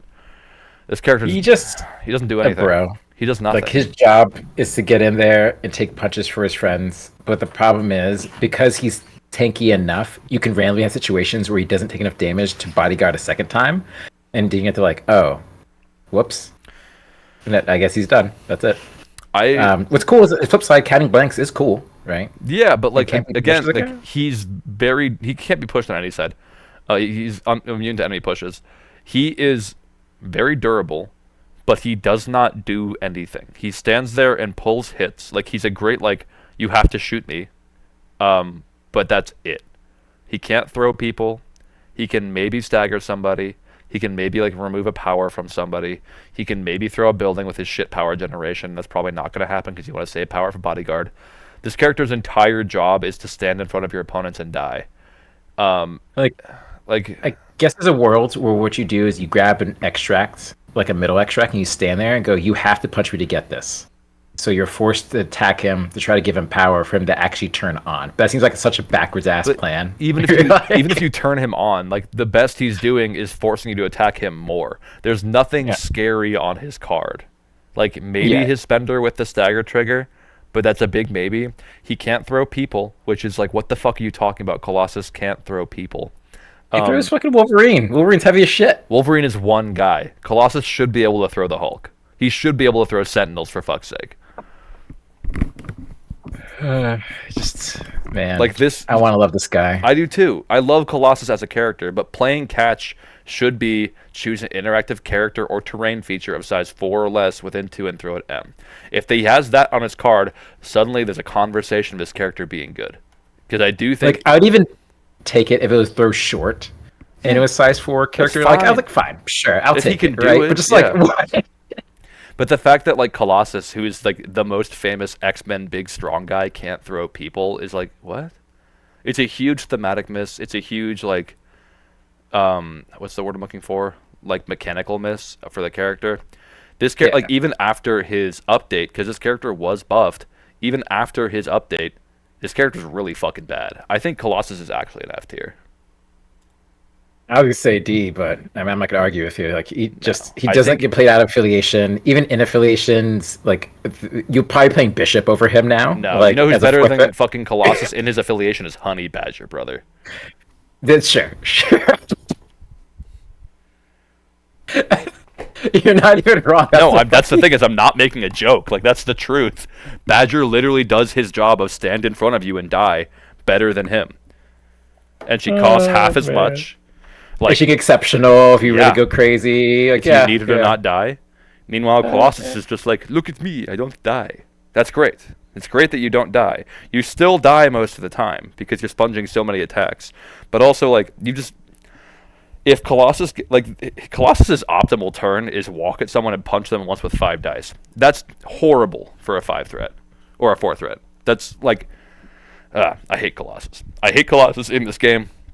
Colossus is one of my favorite X-Men characters of all time, and it makes me sad to see him like this. I hope they change my boy. Well, it's actually so iconic too. Like, you think of X-Men, like, he's one of, like, the characters you're like, oh yeah, I know that guy. Absolutely. He's part of that crew of the characters that, like, reinvigorated X-Men. It's Wolverine, Nightcrawler, Storm, and Colossus. Like, that's the boys. Corvus Glaive. Corvus. I love saying with this. Stone or without Stone? We could talk about him both ways. I think, like, it's not... Corvus as a 4 isn't that bad. Corvus versus reality... No, I think it's actually... I think a lot of people don't respect him as an actual 4. Yeah. He's a reasonable 4. I mean, there's someone playing him... There's someone playing Black Order, I think, in cuts right now, who plays Corvus without the rock because he gives Thanos the rock, and Corvus still does work. Like Glaive's Edge with his builder and Death Decree, even without the Reality Stone, you're probably gonna kill that character. You're probably gonna do like 5 or 6 damage to that character. Yeah, still tough, can still do things. Like, he's fine. Like, is he cool reality? Absolutely, he's fucking cool reality. But he doesn't. It's not mandatory. A lot of people seem to think it is. Yep. I think Corvus he's very similar to like an Asgardian, whereas like all of his cool stuff costs 3. He gets 2 power return. But unlike Asgardians, this guy hits like a fucking truck, and not just a truck like oh yeah, Thor throws people around. He can throw trucks at people. Like this guy has one of the best attacks available to him in the entire game. Glaive's Edge Strike is if you haven't experienced it, if you came into this game in the past like year or so, and you missed like the era where Black Order was actually like a viable faction to run. Corvus was the guy. People were like, this guy needs to be changed, or else I'm going to stop playing. This guy was the guy. Corvus is a fucking monster if he can stand there and hit you twice. Counts blanks and Pierce is so brutal to deal with. Yeah. Even if he Absolutely can't, brutal. like, even if it's not getting dice boosted, like 5 dice, Pierce, count blanks.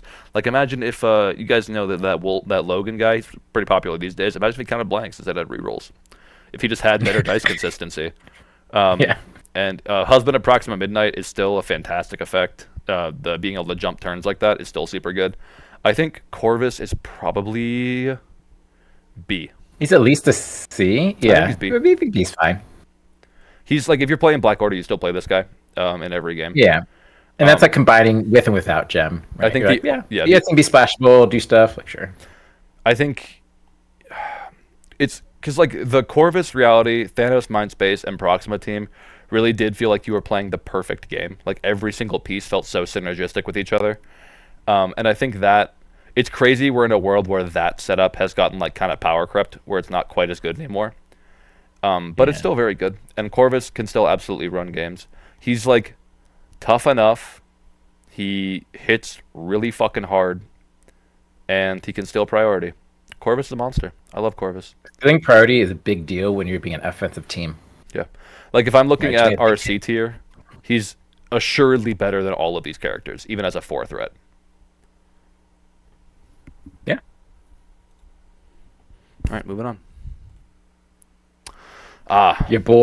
Your fucking boy over here. Frank Castle from the future or something. Well, it's one of the alternate dimensions. Yeah, alternate where she got timeline, fucked up. but popular Yeah. character because Donny Cates was writing him, sent back in time to be a dude. Has And then he got over to the 616, and now he's just like a dude, and he interacts with himself. Like, it's fucking yeah, weird. they nerfed the whole fuck plot out. line's They gave weird. him one run where he actually was at full power as a character, and then they nerfed the fuck out of him like 6 times, and now I don't know what's happening with Cosmic Ghost Rider. CGR is still very, very good, even after his nerf. He's still a very powerful character. He just isn't as I win the game anymore, and I think people were so used to him being so I win the game that they're mad. I think CGR is probably still a B tier character at minimum. I think Ghost Rider is still a monster. Oh, and he's also gone missing, but he'll be easy to find. He's got a very cool looking card. I saw him earlier when we're looking for other cards. Here we go. I think B tier is a good place for him to be. Yeah. It's totally fine. You splash. There's probably leaderships that like synergize with him that turn him up to 11 again. Like, it's fine. Yeah, you could definitely play him with Black Bolt still. That's probably his best place these days. Yeah. Powered Cosmic Penance Stare is still possibly the best attack in the game. Even though it costs 8, which it should. This attack is stupid. Well, nice. It's 12 dice. He counts skulls. He has a stupid trigger, but on 12 dice, it's not uncommon to see it. That is Ultra Pierce. This character's great. Moving on. Oh my god. Speaking of this character's great. Dino is probably just an S, right? Yeah. I mean, he gets splashed everywhere. He's one of those characters that is just the absolute undisputed king of what he does, and what he does is play E. He's far and away the best E character in the game. I don't think it's even a conversation to be had. Even against teams that are quote-unquote good against Dynamo, Dynamo's still very good. He's so good that there's a thing on his card that just doesn't get used. Like, action gain 2 power could literally be removed and nothing would change about this character. His leadership could be removed and nothing would change about this character 99% of the time he's being played. Yep. Dynamo's I actually a monster. forget he has the overcharged capacitors. I did I until never I looked use at it. his card, yeah. Because his power economy is perfect. He has a range 4 beam that gives you an auto 1. he has a range 2 place, which means every single turn he's getting a perfect beam that your opponent has a hard time of avoiding. This character is usually generating minimum 4 power a turn. Disruption Field is an insane effect. You have to do it, like, the timing of it is bad, but the effect is so good, and his power economy is so good, that no one cares that the timing is bad. Yeah. And on top of this, which, like, if he didn't have damage reduction, he would already be a very tough character. 4/3/4 with Disruption Field. He also has damage reduction, which thankfully is a minimum of 1, but he doesn't have to pay for. And on top of that, he shocks your entire enemy team. And shock is not a very common immunity. There are like a handful of characters that are immune to shock. His spender exists for the one time that someone's in range 5 that you need to kill. But yeah, this character is extremely good. Crimson Dino is the E guy. He's flashed all the time. He's basically like, if your team has a problem with ease, you play this guy and suddenly you have a much less of a problem with ease. He's one of those characters that you can put in your list and he just fixes a certain problem. He probably is going to end up a little bit higher on this list of 4 characters, but we'll see when we get to the end of the S tier. Okay, that's Dynamo. Is it Namor? No, that doesn't make any sense. Crossbones. Brock Rumlow, this fucking guy. He's just kind of. He's got DR1 or DR1 to 0. Yeah, he's just a dude. Crossbones Just bad. a Randmass dude.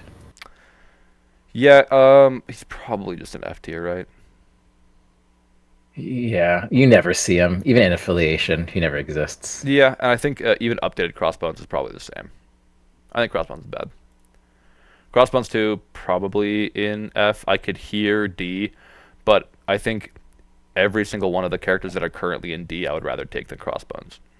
Yeah, I think he's bottom of D because like he can do okay on like E's and like do the beam gun and move around and reposition stuff, but like is that what you really need in your list to succeed on E's, or is it just fun because he's in affiliation? Here he is.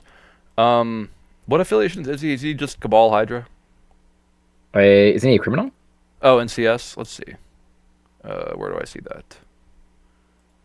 Oh, that's the wrong button. It just when you hovered over it a second ago, it showed us. Oh yeah, he's Cabal He's a CS Hydra. Yeah. I don't even want to like him because he's Crossbones, right? Like, there's nothing about this character that I really dig. Yeah. He's the dude. Like he's fine. The short move is just so painful. Short move, short base. Fuck this guy. Back to F. I think he honestly is F. Yeah, I don't think he's like, because there are things about original Crossbones that I like more than him. I just think he's bad. That's the end of the story. Okay, I'm gonna start doing guys in the list that this is on because it's getting annoying finding them. Prince Namor. Yeah, but now we have to look over here, right? Yeah. Bam. Prince Namor. Namor the Submariner. I think Namor's fucking sick. Obviously, this character is super new, and he hasn't had like enough time to be played. But we're gonna assume that his affiliations are Shield and Defenders because he's a founding a Defender and he has a Shield leadership. Yep. I think Namor is really good. He's a long move medium baser, so he's like probably gonna be the replacement for Angela and ASM because his power economy is better. Where he has like one thing that costs 3 that he wants to use, and he can just do it turn 2. He negates all kinds of damage mitigation besides literally just rolling dice, and he's very good at rolling dice with his 1 reroll. His reroll aura stacks with Zemo. I'm not sure how common that'll be, but it is cool. And then his spender can do whatever you need it to. It can be an AoE push, it can be a free interact, or it can be a Venom Blast. Yeah. I guess our assets. I'm noticing this more and more, where spenders are getting more abilities like this, like optional stuff, and so it just makes them more utilitarian. Yes, I've been Right. told that the new designer, the new game designer for MCP, is responsible for like spenders or powers with multiple choices, where you have like 3 options and pick one. I don't know who they are, but that's what I've heard. And Namor and Shang-Chi are 2 very obvious newer additions to the game who have this ability. I think Namor is probably an A tier character. Probably an A. Yeah. I think you're seeing splashed a lot. He does a lot of damage. He can do a lot of things. He gets 2 power. The reroll bubble, right? Like is helping out your entire team. He's got a charge. He can stagger from it. Like he's also what's like bad? If Eyes goes away, he's one of the characters who doesn't give a fuck because he is already a medium base long mover. He can already do what Eyes does for those characters. Well, what's fucked up is that he can walk, grab center, walk back, and round two still charge. That's what I'm saying. That's why I think he's better Yeah, than like like ASM easy. and Angela, because like it almost seems like he was designed with that in mind. Whereas those two characters, that's just something they can do, if that makes sense. Yeah. Because like his power economy is set up to be perfect for that. And there's also like, oh, you can play him Steve 1 and turn 1 he charges. Yeah, sure, whatever. He's super fast. He's reasonably durable at 7 health, 4/4/3 with a reroll. I don't think his shield leadership really plays like shield. Like there's maybe you play like Namor, Superior or Spectacular Spider-Man, Spider-Woman, and that's like a new kind of shield you can play where they're like very defensive and they have extra rerolls and shit. But I also like don't think you would do that. I don't see why you wouldn't just play webs at that point. And yeah, like defenders, sure you could play Namor. Like he negates damage mitigation on your opponent's side, so that's probably pretty good for the defender's game plan. But I think you're just gonna see this guy splashed all the time. He's a very complete package as he is. I agree. So I think A is a solid place for him. Hulk Buster. Where's Craig when I need him? The Buster. Hulk Buster's funky. Hulk Buster. I don't know. I want him to be good, but he's just not. I was playing the double Buster list. Like I was playing a Sam list of Buster, Hulk, Sam, right at like 19 and stuff, and doing some dumb stuff. But it just, if Tony starts getting beat up and loses the suit, he is the saddest character ever. Yeah, his built to take it, his damage reduction has shitty timing where you have to spend it before the attack goes off, so you don't know if you blocked it or not. So that's not great. Yeah. It's also only attacks, so you can't use it on throws. He can't throw people unless he uses his spender. Hit and run is pretty good. He gets 2 power return, which isn't bad, and so you can like walk, hit and run, walk again, turn 1, which is great. His builder is only 6 dice on a 6 threat, and at this point 6 threats basically all have 7 die builders. I think he's, funnily enough, just a significantly worse version of the Hulk. Like, I think he's a significantly worse version of She-Hulk. That's funny. I mean, but Shield can just die in one round, so at least he has the potential to live in days and flip over. Like Sure. he at least gets a second round. Yeah, yeah. I also don't like that Meteor Punch has a damage trigger. Even though it's 8 dice, like, high threat characters like this shouldn't have damage triggers. They should just be able to do what they do because they're fucking paying for it by being 6 threat. I think Hulkbuster, he's not the worst 6 in the game, but we're getting there. I think he's probably... Also, it doesn't help that like every other version of Iron Man's fucking crazy. I don't think he's F. I think he's probably D, though. I think it's a D. Now we got one of my true favorite characters, Miss Marvel. Kamala Oh, Khan. Kamala. Kamala fucking rules. Dude, she's disrespected a lot. Well, because Zemo exists, right? Yeah. Yeah, I think if Zemo ever like sees some kind of change, people start remembering this character exists because Kamala, she has like, and I'm not gonna say balanced, but like quote unquote balanced Zemo offense, which she transforms, where she hits you for 5 dice, can reroll 3 of them. Kamala's really good. She isn't the toughest, but she's a 3 threat, so that's fine. She has a really good throw, and she has a really good like She probably has the best transform mechanic in the game. Yeah, she just gets so big. And, like the free movement from transforming big and then switching and stuff. Like you just move around the board so fast. Yeah, like she can transform, slap someone, and then like grab their objectives within range too, and then transform back onto a point and do stuff like that. Like her threat range is longer than it should be. Her throw is very good, and Biggin's really good. She's immune to poison. Like there's nothing bad about her. There are just currently things in the game that are insane. So using that rationale, she wouldn't be splashable because Zemo exists, but she's probably B tier. I think B tier is actually a great place for her to exist. I think she's B or C because like she's pushed out right now by other characters, but she's not a bad choice. I guess C Like, is. she's not really splashed. Yeah, she's not Yeah. really splashed. C is literally edged out by top picks, and she does get edged out pretty hard by Zemo, so that's fair. But I do think she deserves better. Something's gonna happen. Yeah. Like Kamala is a great toolkit character, and I do think she's very good. Okie dokie. Who else we got? Boyhood. Yeah, Hood. I'm playing Hood right now, and Hood is not a bad character, but Hood isn't like it's so weird to even talk about this guy because he wants to get like he either wants to shoot his gun, but it's only range 3, so he can't really like get to people. So he kind of has to set up to do his thing. But when he transforms, he becomes a mobile character. So like it's just hard to like evaluate that. But I like his card. Like Dark Lightning's cool. Empire Dark Lightning is sick. Like I have one game off the back of that card. The -2 damage reduction when he transforms is like just saves me so many times. You just get into weird situations where you have to really make sure you understand how the vulnerability works, because I've been randomly like fucked by that. Yeah, You're like, oh, you transform back now. You're like, uh-ohs. I would really like if he had like more agency over how he transformed, like to and from possessed form, because if you look at his like 2 cards, like overall, there's a lot of good shit on this character. Mystic Rapid Fire is fucking crazy. A 3 threat with a 2 power charge and a 6 die builder, and then this kind of spender is very good. Reduced by 2 hasn't been printed anywhere else for very good reason. Mystic Vulnerability is whatever. I think it's part of the character that you don't have agency over when you transform, but that does bring him down a little bit. Yeah, I think what makes me frustrated sometimes is the fact that you have to daze or KO to transfer back in the regular hood, like if you're in this form. So I've had situations where like they block 4 and do no damage. I'm like, oh, I really needed to transform to move up onto this point. Well, that's over. So I guess maybe probably C or D. I mean, you're the guy playing. I know you're playing Shadowlands. I think he's actually a D. A D? Okay. Yeah. Like he works if you have a plan. That's strange. Just moved. What the heck? He works if you have a plan for him, but he doesn't come out like every time. Like it's more like I'm playing webs. I'm playing someone who has a lot of weakness. So I'm bringing out Hood to take advantage of it. Versus that, like I think Hood is an amazing character. Just period. Gotcha. So he's like a counter pick character. Yeah. Yeah, that makes sense. Third stringer and affiliation. Sexy Strange. I have one funky plan. Yeah, one funky plan is hey, you can do this against the dummies.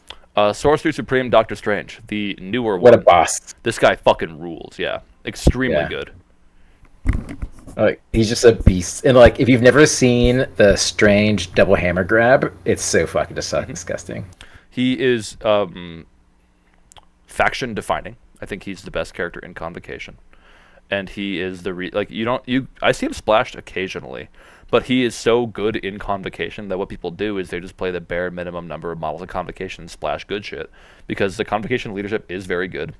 And Strange and the other Convocation models benefit so much from Convocation cards that playing them outside of affiliation feels kind of bad. Like this guy without books is a lot less good, but this guy with books is almost unkillable. Yep, I've just had games where I'm like, oh, I can kill this guy. I got 2 health left. Nope, not happening. Yeah, he's got like 2 health left, and you're like, okay, I throw a building, I brace it. Okay, I attack you, I roll 3 wilds, and I gain 4 power or whatever. Well, I'll attack you again. I gain 1 power. All right, my turn. I scalpel you away. I scalpel myself back. I attack your guy who has 1 health and is scoring you 3 VPs, and I win the game. It's like, oh shit. All right. Well, that was really cool. I feel great about that one. This is a 5 threat who's 6/6 health and will make you fucking work for it. I think Strange is fantastic. I think he is probably in. I think he's minimum B. I think he's B. I don't think he's quite as good as Cable. It's like just a raw piece. But I think he's an extremely good leader. Yeah, him being in the same tier as Captain America feels good to me. All right. Shang-Chi. Oh, boy. What a fucking beast. Shang might be S. I think he's minimum A. But I think he's probably A. It's hard for me to put a character who's unreleased in S. Just haven't seen him. Like we've played him a couple times. Yeah. But I think he's an A. I think he's bare minimum A. But the problem is the other person who's an A is Black Panther, and I think he is flat out better than Black Panther, which is crazy. Yeah, he just has so many abilities. He does so many things. It makes me mad. He's got a 6-die builder for no reason. He's got charge. He's got Dragon Chases Its Tail is reasonable, but gets really good when you combine it with someone like Cable. And then when he flips over, he has one of the most busted things in the game, which is Wild Goose Leaves the Flock. I like when we first played him, I explained this ability like 3 times, and when I did it, you were still like, "What the fuck just happened?" Yeah, I just don't. I was like, I don't like. Wait, what? Like he has more. Like yeah, his card changes. Like why? Why Yeah. are you doing this to me? And on top of all the good shit on his card, he also has one of the best tactics cards offensively that I've ever seen, which I will pull Yeah, up. What's it called? Chi Mastery, I think. Oh, right. This is all characters. yeah. Whatever. Take my word for it. It's like you pay 3 power and you can just change 2 dice to whatever you want, offensively or defensively, for on your roll or your opponent. So if you're attacking someone, they're like, say they're Doctor Strange, they have 2 wilds. You just say, oh, those 2 wilds are actually skulls. Yeah, fuck you. Chong is a nightmare to deal with. He is so strong offensively or he's more strong defensively than offensively, but he's very similar to someone like Beta Ray Bill, where I think this is a 4 threat defensive powerhouse that can also just sometimes hit pretty hard. And defensive Yep. powerhouses in this game are like some of the most frustrating characters that I've seen our community have to deal with. I love defensive powerhouses because I like not dying. My favorite thing in video games is not dying. But many, many, many, many people get very frustrated when they can't kill whatever put in front of them. And Shang-Chi is really fucking tough. So I think minimum A, probably S, but we'll put him in A for right now. We'll put him at the tippy top of A because he is admittedly very new and unreleased. But yeah, he can push twice a turn.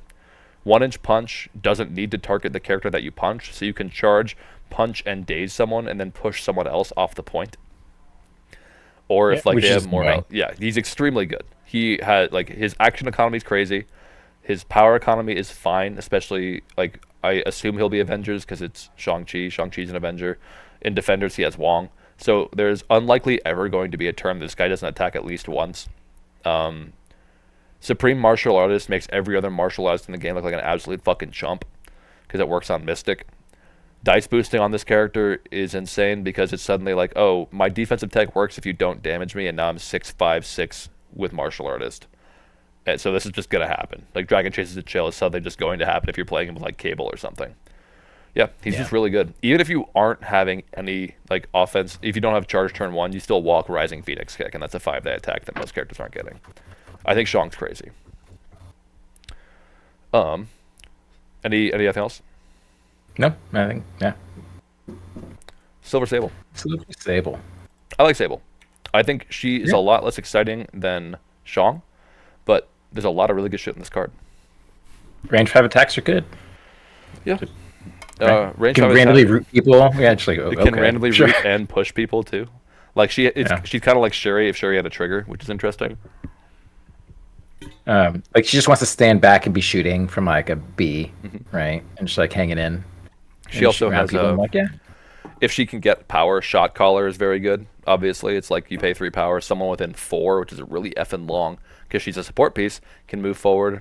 A sniper nest is cool. She just basically is a 5/5/3 or should be for most of the game. Want my help? I think is the the effect of this power is going to be really hard to see until this character comes out. But if you just play her with a bunch of beaters, every single one of your beaters just has +1 die for 1 attack for the entire game as long as they're within 4 of her. Like if you're playing her in Defenders or wherever she's affiliated, which is probably Defenders, Shang-Chi's a 7 die builder. Wolverine's a 6 die builder. Hulk is I an thought 8 die it's builder. backwards. I thought they pay power and she gets the extra dice. That's what No, they pay power. Oh no, And she gains she the gets power. power. They get the dice. Yeah. Got it. So not only are your friends getting extra dice and they're paying power, which they're probably refunding because they have an extra die now. She gets power to do all of her stupid shit. She's very Yeah. good. She's a very good support piece. Power's gonna flow on and off of this character very efficiently, and then she's also just pew pewing people for 5 dice, getting an auto power. Headshot's really cool, but I don't think you use it very often just because the rest of her kit is so good. And then when she flips, she has got your back. I think Sable is probably a B tier character. I think she's a B. Ah, I think you'll see her like all around the place. my new queen, Lady fucking Sif. This character is so good. I think Sif is an A tier minimum. She I mean, she upgraded Valkyrie. she's not just upgraded Valkyrie. She's like she's like a mix of Valkyrie and Zemo. Yeah. Like she has a throw. It's a decently hard trigger, but she has Master Swordswoman, so it's going to be a much easier trigger. She gets 2 power a turn. She has charge, so she can charge turn 1. She has damage reduction. Her builder, okay. Her builder only pushes size 3. I thought this was any size push, but it's a size 3 push. That's still really good. It's That's the probably most characters of the game. yeah, it's probably good she can't push any size, to be honest. And it has an advanced trigger, which is whatever because she has charge. But the big thing is this character, no matter where you play her, can charge turn one, and if you get a wild on 5 dice, you probably just won that point, whatever point you're on. And she has DR, and she has Bastard Swordswound.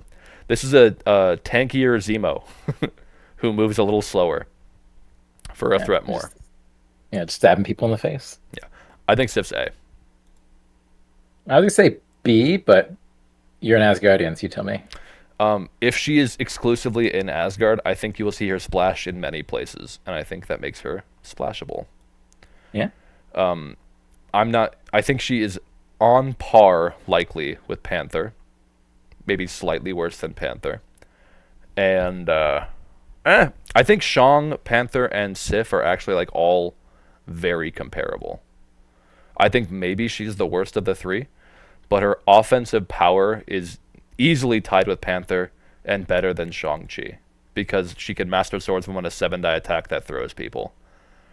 Yeah, I think she's going to be solid. And her power generation is better than either of theirs. She's very self-sufficient, and she's like everything on her card is just good, right? Like she's a workhorse character. I might be a little bit high on Sif right now, but I think she's an A tier character, absolutely. Yeah. Loki. Oh, new Loki. Oh, new Loki. Yeah. New Loki is so funky. New Loki's dice mass is like almost impossible to calculate. Yeah, I look at this character a couple times, and it's just so hard to evaluate this guy. Like he is good. I'm not saying he's not good. I just don't know how good is good. Right. Loki's this trigger Bamboozle is a really hard trigger to get, so it's basically not there. And after Yeah. that, the only control he has is a damage trigger on a 5-die AoE.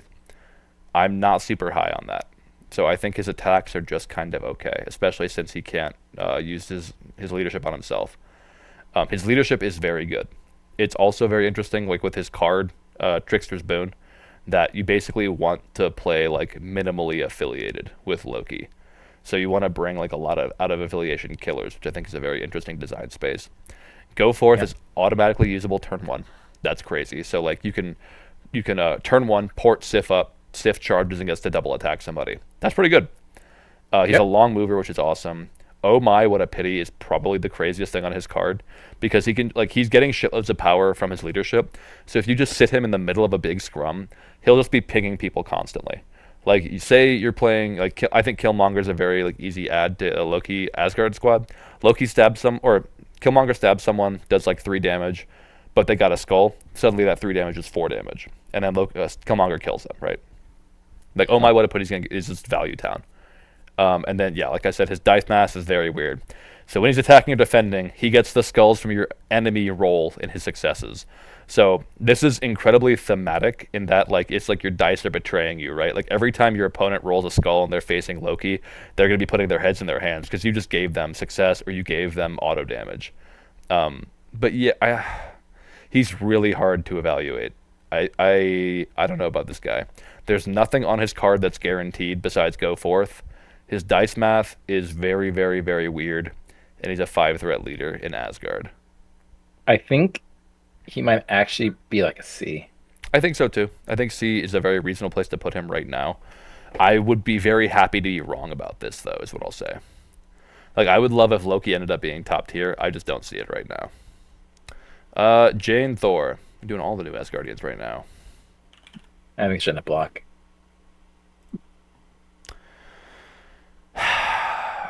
I love her. I love her too. I wish she was like worse and a 4-threat, so it wouldn't be all 5-threat leaders in Asgard. We have 3 5-threat leaders in Asgard, and that's so frustrating.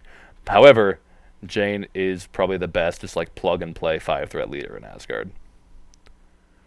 Yeah, she can just do stuff. Like having the wild throw trigger when her leadership gives a reroll. If she for Midgar, she gets 2 rerolls. Like I get 3 rerolls. I need a single wild, and you get thrown away. I have Yes, the potential to just like, toss it, like attacking and tossing people around, doing tons of damage. Like, yep, that makes sense to me. she has the same damage ceiling as Thor 1, where like she's throw, right? Triple throw turns. She Yeah. can't throw people, but it's whatever. She has that same damage ceiling and a much higher floor because her charge gives her reroll 2. I think where original Thor is much more of a control piece because he can stagger people, he can throw people. This version of Thor is your alpha striker. This is the Thor that you go in with. Like as soon as you get priority, you go in with and try and fucking kill somebody. You sit in the middle of the board. You pay for rerolls to hopefully not die, and then you do it again next round. I think this version of Thor is very, very solid. She's a beater. Her leadership is making her a better beater. I think you take like Scourge and Valkyrie and Sif with this character and just try and fucking murder people. Like this is a situation where I could see you taking double twos, just so you can take the 5 threat leaders and like another big guy and just like fill it out with dump jumps. Yeah, like the lowest you can go is 11 for affiliation though, because they don't have any 2 threats. But yeah, like Yeah.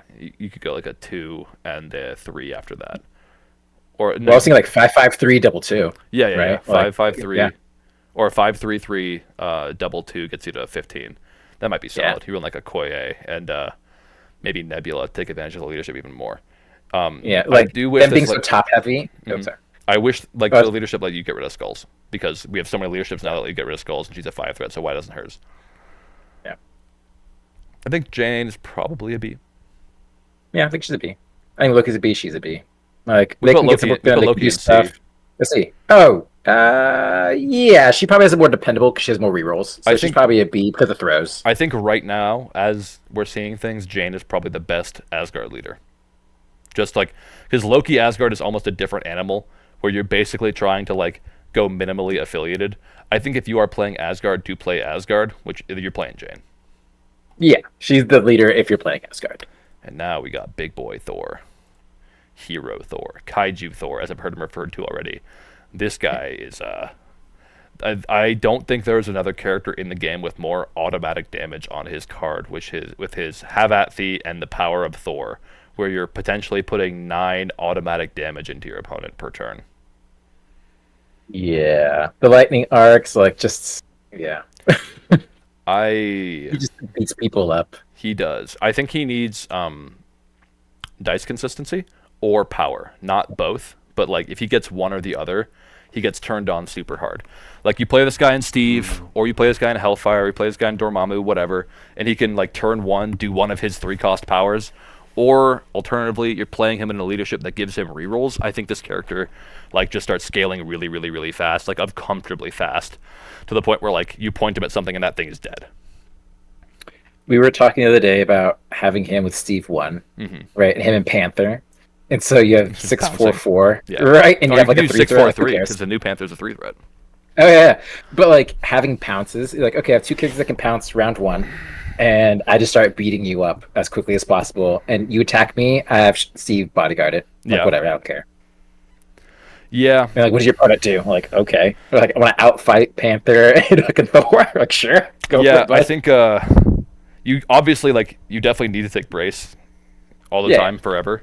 But these like characters like this and Panther and a couple other guys who are like and like Hulk, brace is gone immediately, and they're gonna make you burn brace when you really don't want to. Like this version of Thor, even if there's no terrain on the table, still has a size 3 throw with his Have at Thee where he throws himself at you. So there's never going to be a situation where it's Thor's turn and you're not taking some form of collision damage, and that's terrifying. Collision is the most consistent form of damage in this game, and this guy is the king of collision damage. It's like between him and Immortal Hulk, and I think at a base level, this Thor is better than Immortal Hulk. I think Hero Thor is probably A tier. I think he's an A. Like, yeah, 6 threat's a lot, but he does a lot for 6 threat. He's a 6 threat with a lot of very guaranteed effects. Yes, he can't. His only displacement is a hit wild trigger on 7 dice, but it's omnidirectional. He also has his size 4 throw on his builder, which doesn't need damage. Very importantly, but like it does. Like the best form of displacement is death, and this guy kills people. Yeah. You give him rerolls or you give him power, and he will do his thing. I think this version of Thor is very good.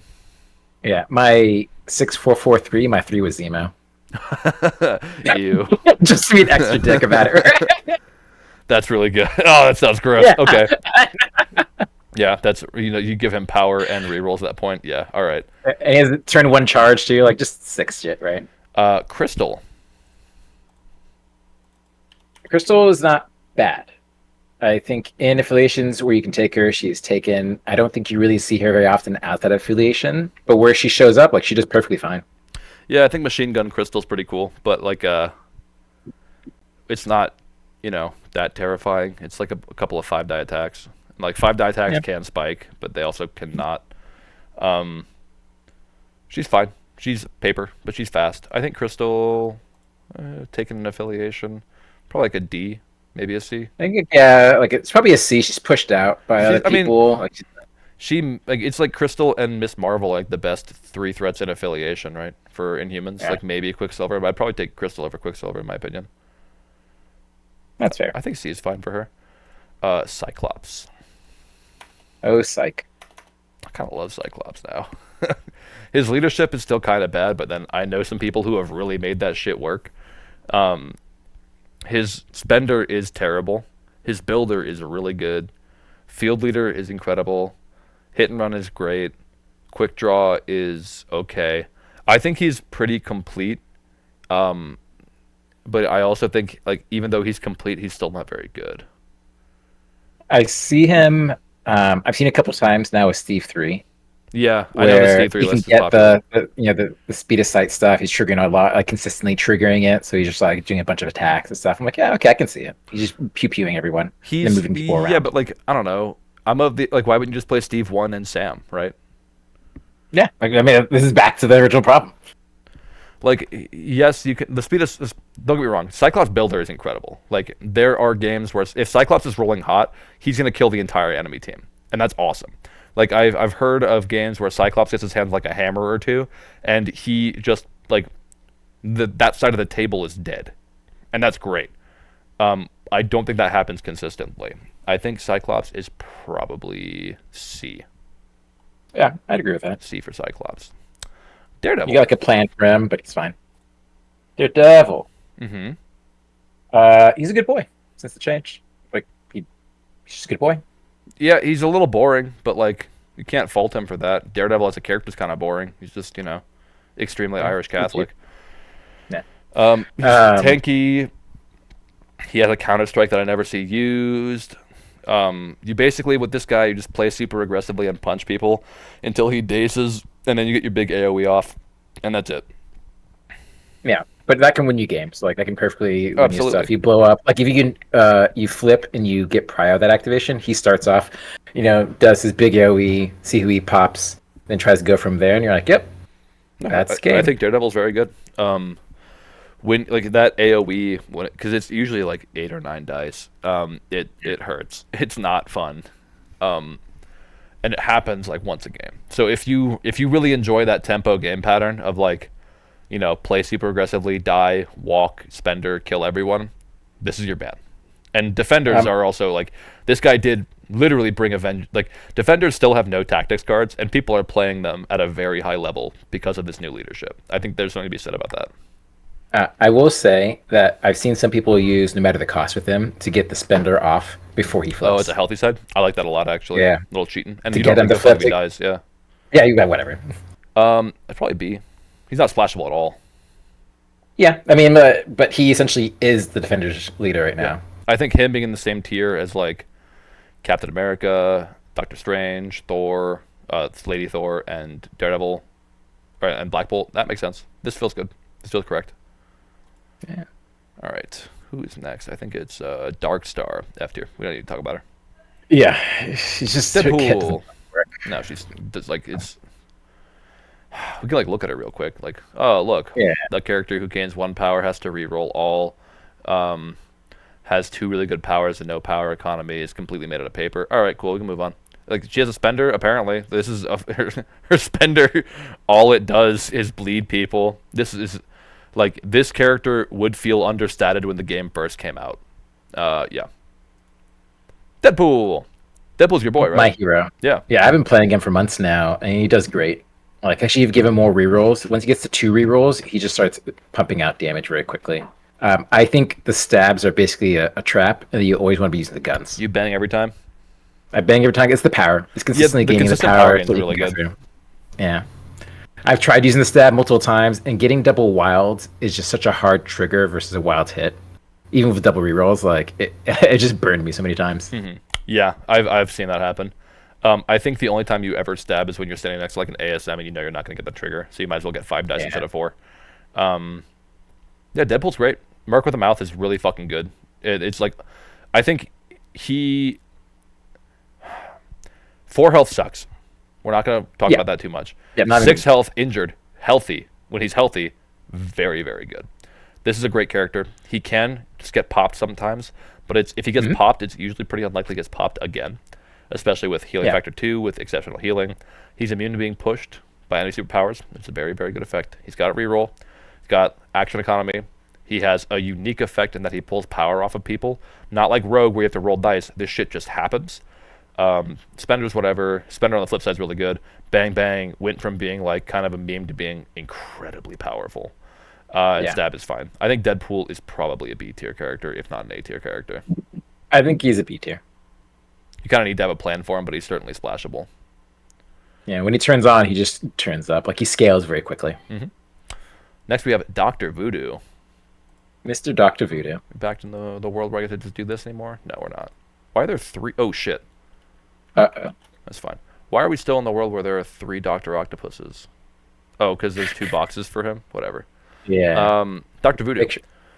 Even after his nerfs, I think Dr. Voodoo is a top tier character. Dr. Voodoo, actionless steel. Dr. Voodoo, reasonably tanky. Dr. Voodoo, extremely good power economy. Dr. Voodoo, really, really, really good spender. He's minimum B, but I think it's actually an A. I think he's an A tier as well. I think it's gamer brain to be like, oh, this character has been nerfed, that means they're bad now. I think it's big brain to be like, oh, this character's been nerfed because they should have been. They're still very good. I'm playing Dr. Voodoo in my Hellfire list right now. And Hellfire is basically you just play all the best shit in the game. I think Voodoo is excelente. Who else we got? If I need to explain it more, I don't really think that I do. The nerf obviously made him worse, but before the nerf, he was probably the best character in the game. So, yeah, he's still really good.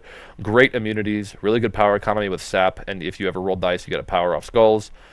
Possession is incredible. Recall Spirit has to happen like actively now. You don't get it back during the power phase, which is whatever. But again, he has very good power economy, usually not a big deal. Staff of Legba is an insane spender. You get 2 wilds in this attack, or even 1 wild. It feels so bad for your opponent. Like if they're a damage reducer character like Kingpin or Beta Ray Bill, they're losing power, and if they're reducing it, they're losing extra power, and then the attack goes off. It's a very strong spender.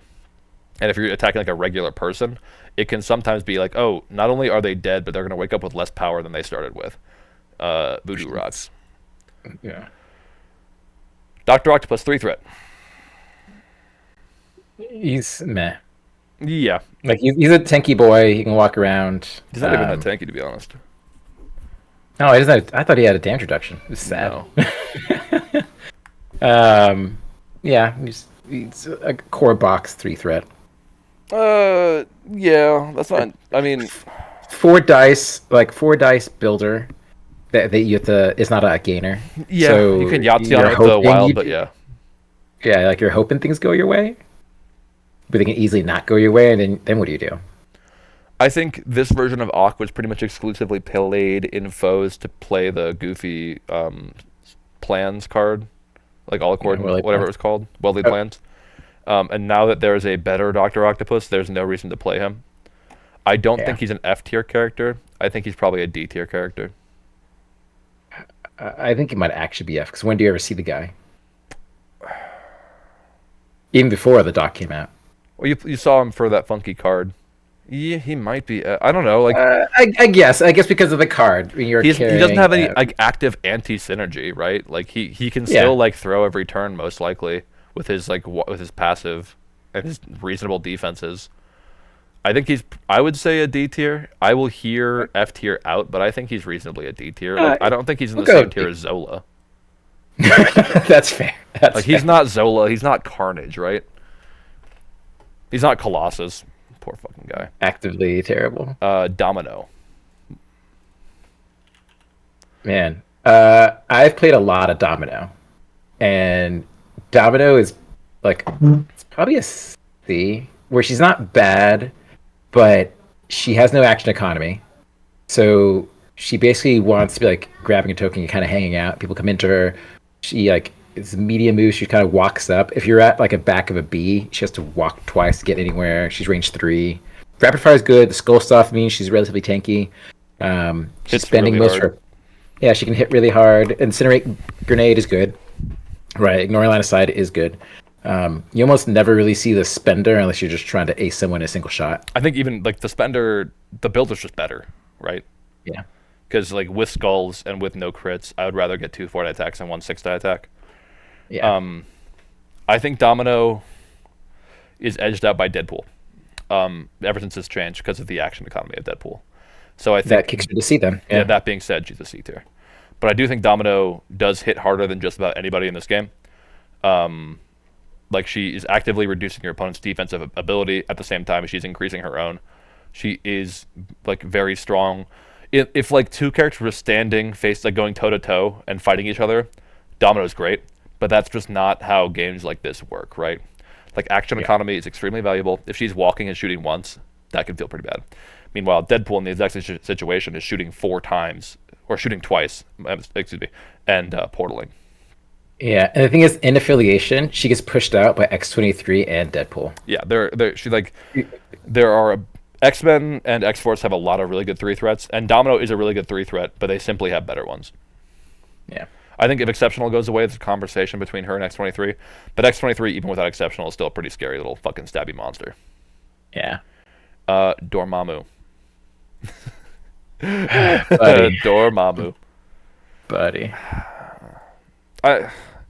I've Being that's so hard. people talk all the time, or not all the time, but like I see folks be like, the hidden Dormammu tech, or the, y'all just don't understand the Dormammu. It's like, come on, let's be real for a minute. He's bad. We all know he's bad. It's just man. Yeah, I think he's F. I want, actually no, I don't want him to be better. I want him to be slightly better. I want him to be playable, but also like this is one of those characters that should basically be relegated to exclusively playing in his own faction or whatever. Yeah. That's where he is. I mean, he is his own faction, right? You're trying to do his gimmick. 'Cause you, I guess do anything else with them. Yeah, what I just said makes zero sense. He should be playable. He should be playable, I guess. Like maybe make his teleport cost 2 or whatever. But like this character is from a time when having no builder was like a reasonable thing, I guess. Like he was designed at the same time as like Hulk, it seems like, before Hulk got buffed, and then Hulk got buffed, and this guy didn't. So it's like, why would you play him? Dormammu's just kind of bad. He hits really hard, Yeah. and he has action economy technically, but he can get pulled off points by Gwenpool or by Spider Gwen. He has no Which is funny. defense. His defensive tech is like functionally non-existent. He's very easy to ignore. He's got a good suite of immunities, but like no one cares. There's just like he's got nothing going for him. Not really. He enables jank. Cool. So does Steve Rogers. Yep. That's about it. Thinking F. Yeah. You just like people want to love this guy, and you're trying to be cool. Like, yeah, you're trying to be cool when you run You're trying out. to be cool. Yeah. You're splashing broken. This is literally it. You're splashing broken shit so you can say you won with Dormammu. Okay, Drax the Destroyer. Okay, here's the thing about Drax that fucks me up every time I look at this character. This character, like, he's got a lot of great shit on his card. He's got damage reduction. He's got a size 3 throw superpower. And, I mean, that's kind of all you need to be decent. That's all Lizard has to be decent. The problem is he's slow as fuck. And he has nothing to stop him from being displaced. And he doesn't really hit that hard unless someone punches him first. So if you just ignore him and displace him, he doesn't do anything all game. He gets to throw 1 time, most likely. Because his affiliation doesn't give him extra power. So it's like you walk, interact, or walk, don't interact. And then turn 2, you attack once, hope you get a power, and throw something. He's just not efficient. I would rather play Beast than this guy, like by a country mile. Even though Beast doesn't have damage mitigation, right? Just because like his throw is cheaper, he has better power economy. Drax is just a victim of being an incredibly inefficient character. Yeah, and efficiency characters are judged by other efficiency characters, and so you just easily get pushed out. Yeah, and like there are other like, I think if you're taking an inefficient character, just play Groot. Groot's better than this guy. Like Groot is also kind of inefficient, but Groot at least has like things that make him better, like a deadly duo, his mechanic with Rocket, his healing, and the fact that he has an insane spender and can root people. Right? Like I'd play Groot Yeah. over this guy. I'd play Groot over this guy even though I wasn't playing Rocket. I think. Yeah. Um, but that being said, I don't think he's an F tier. I think he's a C tier or a D tier. I think he's D. You never see him outside affiliation. Even in affiliation, you barely see him. Yeah, he's a third stringer. Classic Strange. This is a tough one. Uh, I I think he's just straight C. I think C is a little high for him.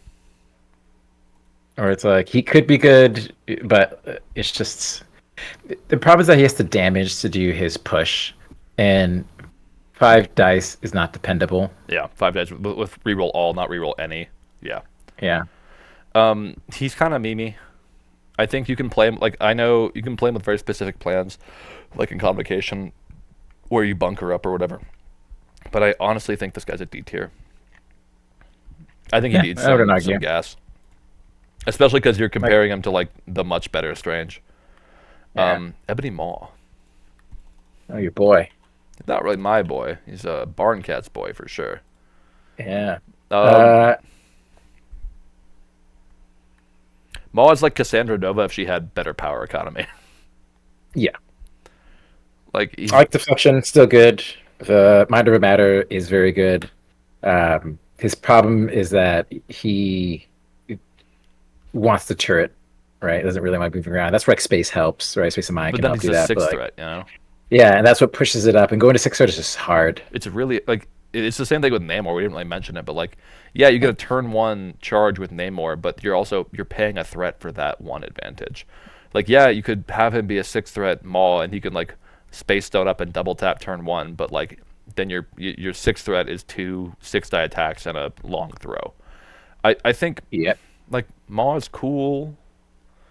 He's got a really, really, really good card. He's got great power potential, but he's not immune to stun. You can get around his defenses pretty easily. You can't throw at him, which is honest, like is very good. But like the characters who would be throwing at him often are characters with good power economy, and they can just pay to reduce his defense and then beat the shit out of him with physical attacks. He's like reasonably Yeah. tough with 7 health and the Mind Never Matter. I just think Maul is like fine. I mean, don't you know. can trick Maul to draining his own power by just throwing size 2s or size 3s at him. Where he's Yeah. like, "Do you want to pay 2 power?" It's like, not really. But But I you also have can't really to. risk Yeah. randomly dying. You have to be doing that all the time. Like if you're ever not paying for deflection, you're likely taking all the damage being thrown at you. So I think he's probably a D tier. I'll put him in D. Yeah. Okay. This one is going to be contentious because he's new-ish, and people either really like him or really like him. People think Electro is the fucking shit, and I think I agree. Livewire is not a typo. Yeah. He just has so many abilities that can do work in random points of the game. Um, it's hard to be bad with this guy.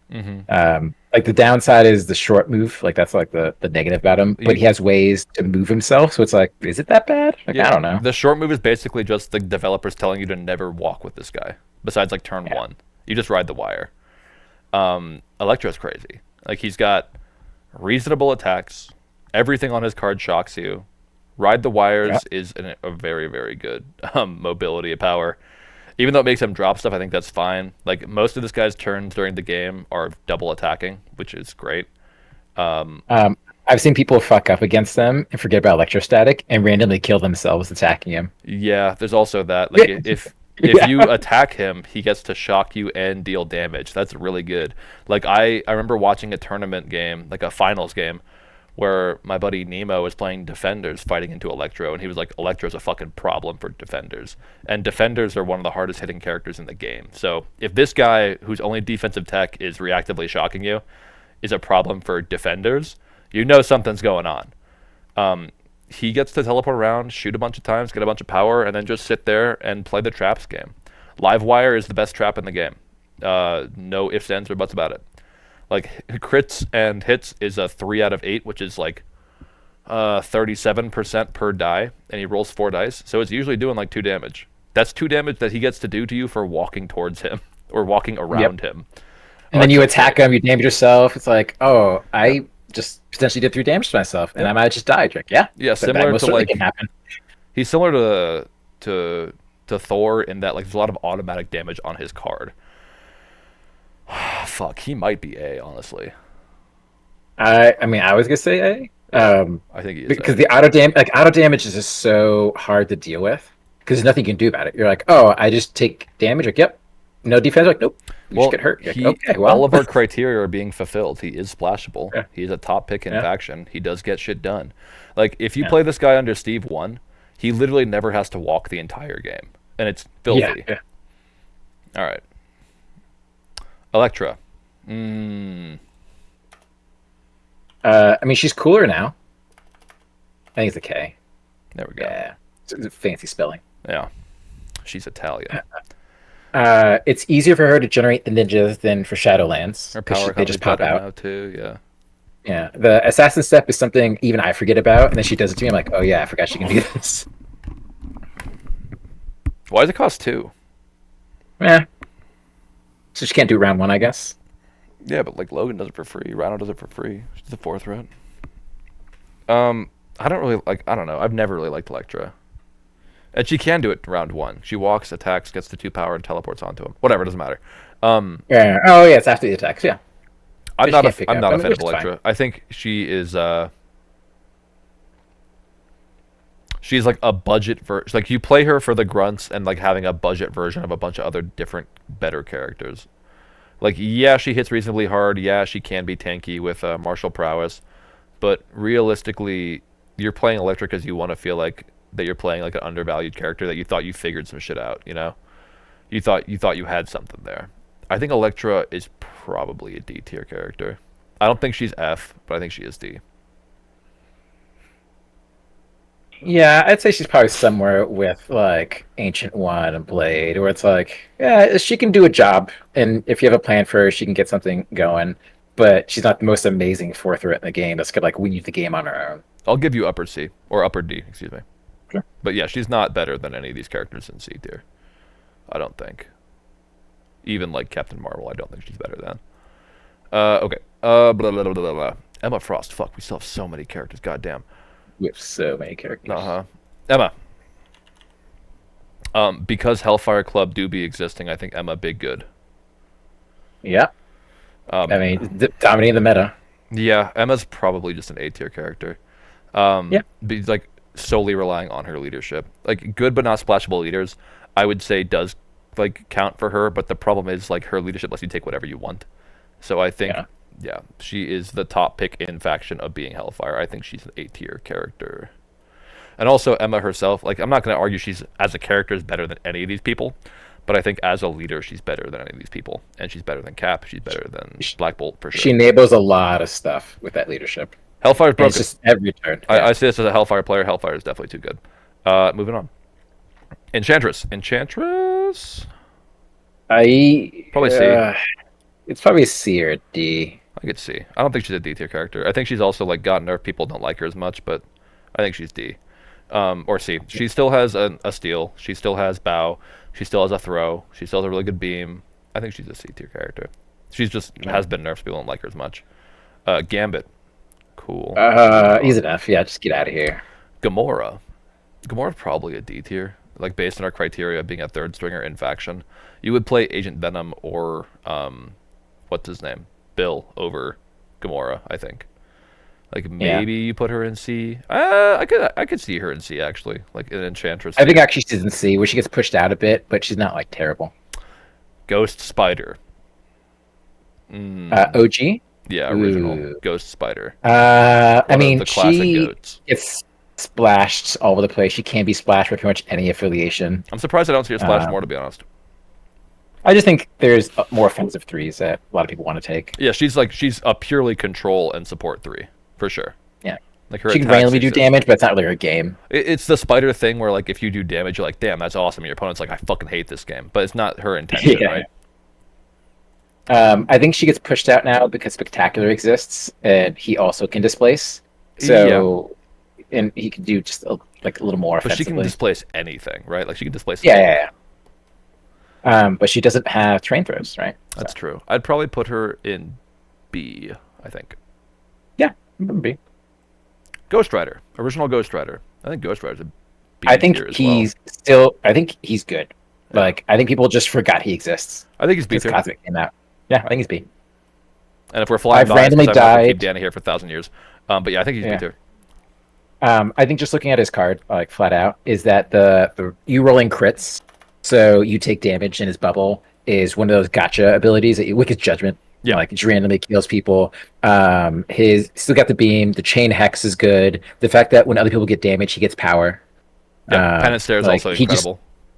yeah, He's got like a there's great nothing suite of wrong with this guy. immunities. No, he's very strong. You give him some dice consistency in Avengers or Guardians and go to the rugged races. Ghost Rider Yeah, is solid as fuck. Um, Green Goblin. Goblin's probably an F or a D. I would say D because now you have new Doc Ock and you basically never see Goblin. Yeah, I think even beforehand they were only playing him because he's a leader. I think Yeah, Goblin's kind of bad. Groot. I think Groot's at least a B. I think Like you've Rocket seen and Groot Splash to do probably. stuff. I don't think you see him splashed. They're good but not splashable though. I think you probably put Yeah, Groot and Rocket in B. Maybe yeah. Rocket. No.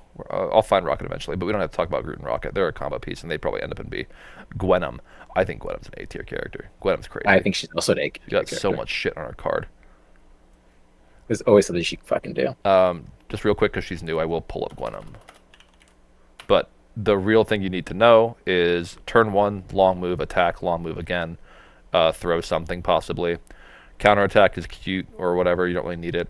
She has defensive rerolls, so this 4-2-3 that all the Venoms have is a little bit different. It's really 4-2, reroll 2 on either of those, 3 defense, 1 reroll with Miles.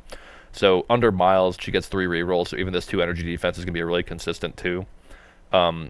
It's been a while since we had a printed. She's a recent character. It's been a while since we had a printed character or terrain throw. Yeah. This is a very, very, very good throw on her, and she's got 6-7 for health. She's a long mover.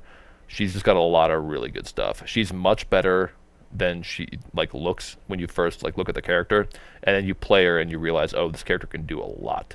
I'm a big fan She's of just Gwenum. flying around the board. Yep. Like she's just literally flying everywhere. The only problem with Gwenum is that she shares an alias with Ghost Spider, but I think she is better than Ghost Spider, as she should be, as a whatever the fuck Fourth round. Yeah. fourth threat. Yes, but Ghost Spider's still really good.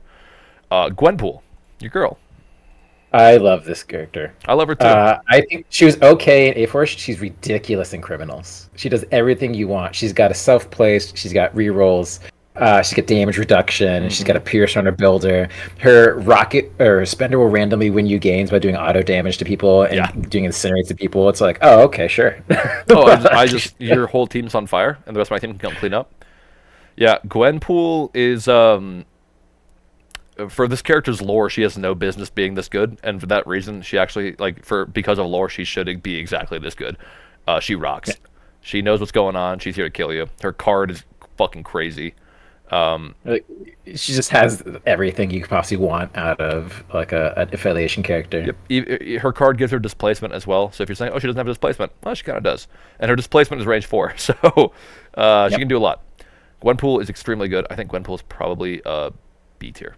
I'd say at least a B. Yeah. Yeah, I don't think she's quite A, but I think Gwen is extremely Oh, good and a little I think she's undervalued. really good in affiliation. I don't think she's splashed. Yep, I think she's a little bit undervalued right now. Hawkeye. Hawkeye. I love Hawkeye. Yeah, everyone loves Hawkeye, but he's probably a D tier. I was gonna say C, but I'm fine with D too. Like he gets pushed out by a lot of people. He just wanders around shooting the arrow. He wants to place himself around, shoot, incinerate. I could do see stuff C there. It's like, tier. Do you think he's on the level of Crystal and Domino? I guess how I'd put it. I think he is. yeah, he's range 5 gun. It's good. I could see him being. He can put out conditions randomly. He's kind of hanging out in the back. Whenever I build Avengers, I always think about Hawkeye. I'll put it that way. Heimdall. Yeah. Heimdall is kind of Garbaggio. I think he's D. Yeah, He's quite. just He's not quite Yeah. F, but he's definitely D. Heimdall just has somehow Asgardian, but still terrible power economics. Yeah. Even in Steve, I've been whelmed by him. Hela. Hela is probably C, in my opinion. I've played against her. I mean, she can do some damage. right? When she starts getting juiced up a bit, but she's always just kind of okay. Yeah, like she has the I come back to life mechanic on her flip side, which is good, but she Yeah. loses her action economy, her walk towards you and steal health on her flip side. So like she's really good if she can stay healthy the whole game. But she's like she wants to stay in that mid range where she can still heal off of people and stuff, and she's not that tough, especially on her front side before she can revive. She's just 444, like no immunities. I think she's a Yeah. C. I think she's fine. If Eyes ever goes, she goes down to D. Badger. I love this girl so much. Badger's probably a B tier. I think she's B. Badger can't score. Badger doesn't want to be scoring. It's like how often are you picking up extras with Okoye? You know what I'm saying? Yeah. Badger has an AoE incinerate bubble around herself. She has taunt. She's very annoying, and that's exactly where a 2 threat should be. Oh, the original Omega level threat, the Hulk. Hulk has got to be A I think he's tier. at least A. Like I want him to be an S, but I think he's actually A. I don't know that I wanted to be an S because he was an S tier character for like years at this point. Yeah. I think Hulk is probably A. Hulk is still very, very good, but him being in the same tier as like Hero Thor and all these like really overtuned fourth or like very good four threats and Namor and like Cable, this feels like the right place for me. Hulk is Yeah, I think still people are more offensive now, yeah. so he's harder to live. Yes, Like it's longer the possible game. to kill him now, which is what should have been true for his entire existence. But for a long time, he was impossible to kill, and that's why he was S. It is now possible to kill him, so I think he's A. Iceman. I've barely seen this guy. Yeah. Yeah. People talked him up a bunch at the beginning, and then he just disappeared. I know he has like play into webs because he like if you stop near him, that you get slowed, and they don't like being Yeah. slowed. So I know he's like, oh, he's not immune to slow. What the fuck? No. Okay, sure, why not? I think he's fine. I think he's like Beast is almost certainly better than him in my opinion. Beast is Um, also cheaper. no, they're both 3. Oh, he's a 3? I thought he was a If 4. this guy was a 4, he'd be Oh, he's a 3. trash. Yeah. Um, Uh, he's either C or D for me. I'm not an X-Men guy, so I really don't know, but he's probably D. I mean, he's not. He's like super I specific when you probably. take him, right? I think it's a C because like it's a lot of slows. It can affect the game plan. You kind of have like an idea. I wouldn't take him over Domino. Like if I don't ever. know. Yeah, yeah. I guess it's D because you have a plan. Like you're trying to abuse his slows and use that to your Like advantage. he's exclusively X-Men, and there are a lot of really good X-Men threes, right? So I think that pushes Yeah. him down a lot. Iron Fist. Iron Fist is cool. Iron Fist, I think, is the definition of a C right now, Yeah, he's fine. where he just gets pushed out. I mean, like I love him, right? Like Dragon Punch is sick. He's got Here's for Hire.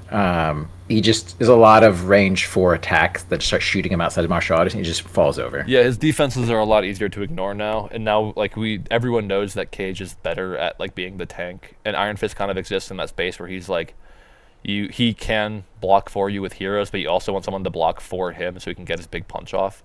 He's funky. I think C is fine for him. Corset Tony. Corset Tony, easy A tier. IMO. Yeah. He can basically splash anywhere. The and classic goat, yeah. the plan, yeah. He's pretty self-sufficient. His builder can push whatever size. He has access to. He's the cheapest access to Helios and Stark Armory in the game, and those are 2 of the best cards in the game. Jean Grey. Okay, Turn. I kind of love Jean. Jean is like very specifically Thanos counter tech these days. But since her buff, like she's one of those characters that gets 3 power a turn. Her throw costs 3.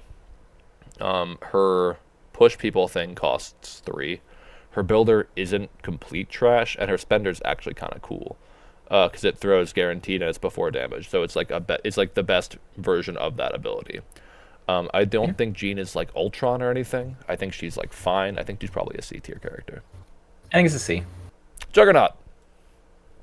I Juggy's love this boy. yeah, Yeah, Juggy's great. I think Juggy's a D. Yeah, B? like he has a game plan. He can do. I think he's. Yeah, I think he's easily a B. Yeah, I agree. He Like does what he does. he's not like.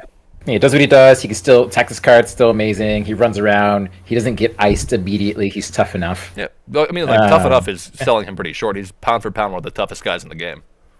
And he has a lot of health, right? Like Yeah. it's hard to chew through them all in a single activation. 16 Like, health he's like, yeah. PR is pretty fucking good. Yeah. Yeah, Juggy's great. He runs around and hopefully doesn't die. Like even in the CGR meta, he was one of those guys that like maybe I don't kill him in one activation. Um, Killmonger. Guy puts a smile on my face. Uh, I love the yeah. Killmonger minigame so much, but realistically, he's a C tier character. You need a He's plan. You need yeah, to have a like very you're specific plan. specifically coming in with something to do with him. I don't know what Killmonger 2 does, so we're gonna look at his card together. He has the same builder. He has a range 4 gainer that can cut off modifying. He has Drax Spender. Yeah, his leadership is basically the Guardians, where like you give out tokens and they get a buff. Oh, okay. They get one extra die and it can hurt them. Yeah, That's weird. He yeah. has Pounce and Counter Strike, but he can only use his builder. You know, if he could use his spender, that'd be kind of cool because you'd be really worried about putting this guy on 1 health and he counter strikes for fucking 11 dice, but they didn't let him do that, which is rather rude. This guy kind of sucks. What the fuck? What am I looking at here? Uh, he's got no defensive tech, so like his counter strike is "I hope I live." Yeah, at least he's 6'6". Uh, yeah, He's got the Vegeta armor on. That's cool. yeah, Um, cool chest plate. I don't see why you'd ever play this guy over any of the other Wakanda leaders or Killmonger 1. Yeah, why would you just play regular with Killmonger? Yeah, so He's got a charge. Like it's like okay, like this if you're guy, going for yeah, offensive output, like just take the guy with the charge. there's Like like Pounce is good, but like you can just go downtown with there's the kind other of one. nothing So, on this guy I like. Is he F? Like he doesn't actively unsynergize with himself, but he is like a massively worse version of existing characters. He might maybe he's just D. He's not like I think he's no, but he's a oh, four. Like man. this is a 3 threat Yeah, character. this is. I think you're actually right. I think he's actually an F. I just don't think he. I think he just doesn't exist in the game effectively. Yeah, like when okay, King T'Challa. Let's just move on. I don't know about you, buddy. Like I'm happy to be like, more than anyone I've played so far. I'm happy to be proved wrong about Killmonger Usurper, but I also don't think I am. So moving on. King T'Challa fucking rules. This guy is the Alpha Strike Maniac. Yeah. The only problem with this guy is his name is T'Challa. Yeah. It's the Zemo thing going on again. Yeah, but even so, like, I've seen people play this character and do a lot of fucking work. I think King T rules. He has the thing where if you hurt one of his friends, he gets power. So usually turn 1, he's getting to do some cool shit like move, bound, strike somebody. Yeah. And even if not, like that means your opponent's actively not attacking your friends, so you can kind of play a little bit extra aggressive. He's the one-shot king. He gets an 8 die attack with 2 rerolls. That'd be slapping people. His leadership's whatever. You can build a team around it, or you Yeah. could not. His spender's quite good. It's too bad that it has a wild throw trigger. He is kind of paper, but he's also kind of not. He's probably in that same tier of durability as like Cable. Yeah. I mean, 4s across the board with 7 health is Yeah. nothing to sneeze at. Um, Big punches. So yeah. long mover. Runs Royal around. Rebuke is like could basically not be on his card. Yeah. It's like only useful if they have 1 health, and even then, I'd probably just be like, don't activate my trap card, don't do it, I'll kill you. Ooh. I think he's fine. I'm not super high on this character. I think The problem is that you take the other 2 Panthers. the right? other And 2 you're are just like, better and more efficient. I think he's probably like a C tier character. I would say D, but yeah, D, sure. D? C. I think Yeah. you can play King T if you want to. It's kind of how I feel about him. That's fair. But yeah, he is edged out by top picks, so I could see C. I think C is fine. But he also is he the third stringer in faction because he's the third T'Challa I mean, I think because you play M'Baku leadership or something. I think he kind of is. uh, Sorry, buddy. I don't know. I feel like if I put him down, I'm gonna get like people are gonna argue this one, and I kind of feel like they might be right. I don't know. I think he might be C, but he could go lower. I think he's fine. I think C is like the place for that, right? Like he's still in the bottom half of the list. yeah. Alrighty, Kingpin. Kingpin. I think he's just a B, and it's mostly that if you don't plan for what he can do, he can just randomly win games. Hmm. I think people are. But he's not an exciting character. He's kind of like, eh. I think people, when he first like for the first like year or so, of Kingpin existing, he was unstoppable basically because nothing could like kill him. And now there's enough in the game, enough offensive potency to actually kill him. Yeah. Because Kingpin is like incredibly durable. He's 7/7 with damage mitigation and a medium throw size 3. Like this guy is tough as fuck. But there are characters that can shoot through that now. I think B is reasonable. I want to play him at Hellfire a lot, but I also there's a million characters I'd play over him, so I think B is fine. He's a good but not splashable leader. You play him in faction, they can perform well. Craven the Hunter. Craven got a huge buff with Surprise Webhead. I think Craven is probably almost exactly a B tier character now. Yeah, that's fair. I mean, I think he was C before. I think he bumped up a little bit. Yeah, because Basically. now he's like really good in faction, and I think Lizard's an A, because he's like Yeah. the original.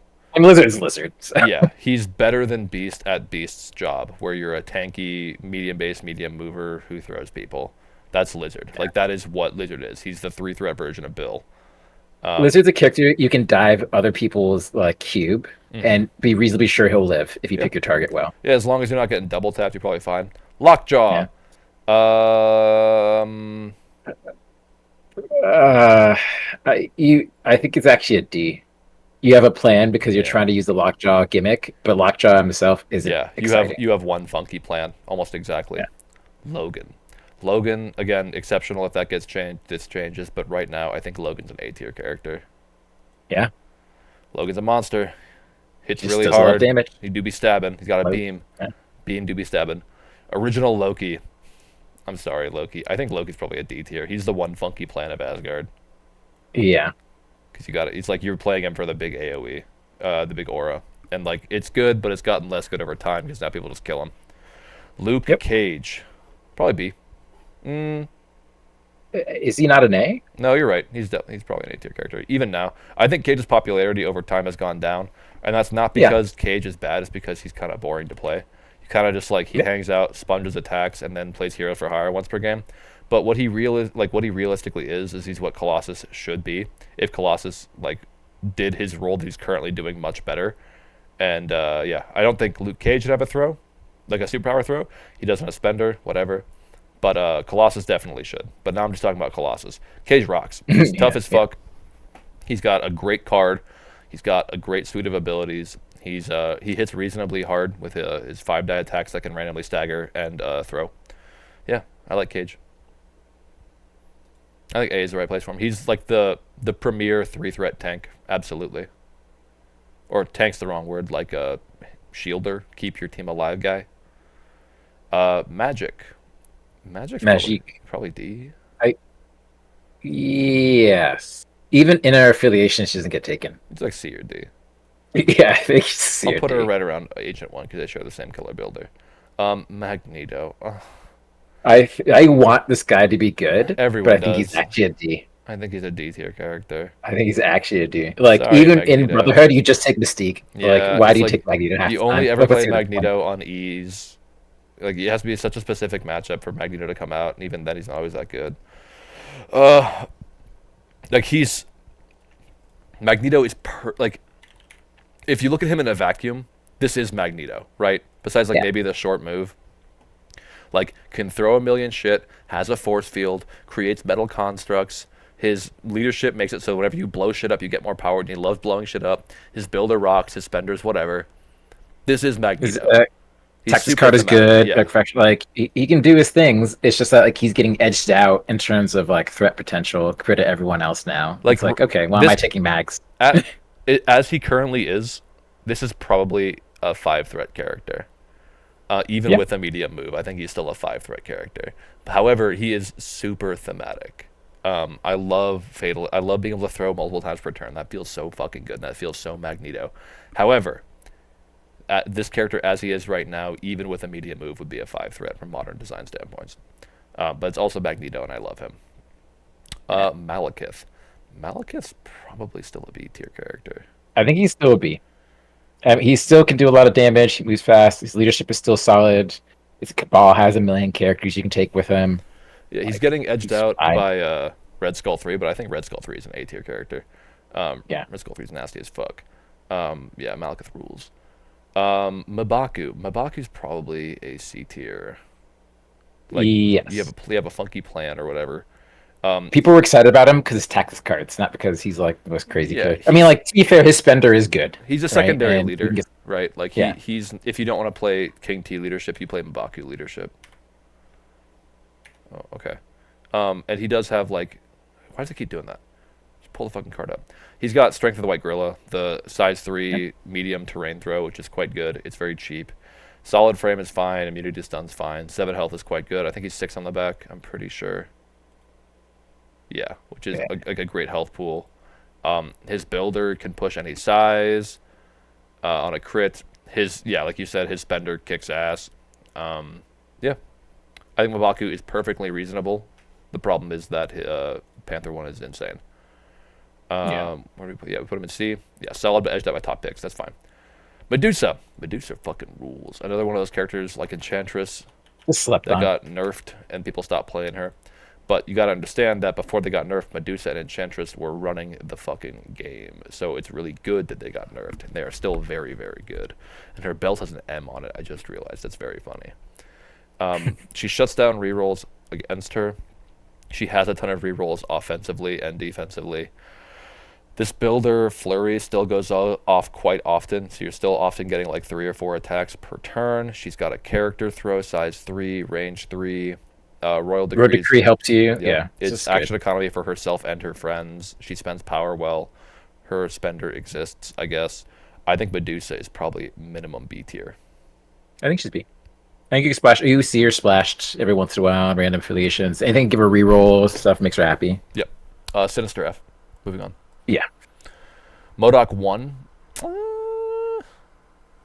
He used to be just so dominant. That's what's funny Yeah, about he's it. another character like Medusa and Enchantress. It's the same fucking thing where like he's being actively held down by the fact that he was so fucking good that they nerfed him into the ground.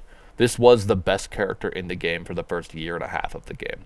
His rerolls were not once per turn, so you could like stab a ton of power and then use those rerolls to kill people. He was one of the only good mystic attackers. Bow was unlimited, and that should have changed. But I think that was the only change he needed. I think his rerolls could have stayed at whenever he wants, and he's fine. As it is right now, He just dies. Like, is that's crazy, That he just yeah. it just exploded now. Even 10 health, I just see him randomly die because 2 physical is like, okay. yeah, like Like Domino kills him, like easy. So it's sad. the offensive potency of characters in this game has increased so much since the first like year and a half. Because like when MODOK was first a thing, he was super tanky because there was like every list was playing patch up, and like the best offense you could really get was a 5-die attack with like no modifications or maybe like some rerolls. And that at that point, wild blanking was really good. Wild blanking is still really good, but his defenses are certainly dated. MODOK kind of melts. I think he's probably D tier at this point. Yeah. MODOK 2. Maybe a C tier. I think MODOK 2 is not I much think better. Yeah, I think he's a C tier. I mean, he's a point cheaper. He can incinerate on his range 4 gun, which is still good. He can choose what type it is. Yeah. Good. There's nothing wrong with He those. abuses his friends well. Like, he can make you attack his Yeah. friends, or he can use his friend's power for rerolls. Being able to stack onto grunts is good. Yeah, that's a great mechanic for him, absolutely. He's got, like, that mechanic where he fucking... he makes Convocation much better by killing the grunts over and over and over. Man. But I think that's funky plan tier. So that would be Yeah. also D, realistically. He's in the D. Well, fuck you, bitch. It's the same tier as my MODOK, the King MODOK.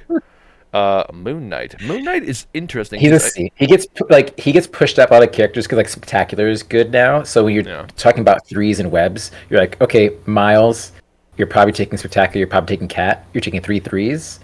Like that's yeah, like he doesn't play the Web half Warriors realistic, gameplay yeah. at all, really. Like, why would you play Moon Knight over any of the other Webs 3s? And then, like, you can play him in Midnight Suns, but, like, I feel like they just have better options than him these days.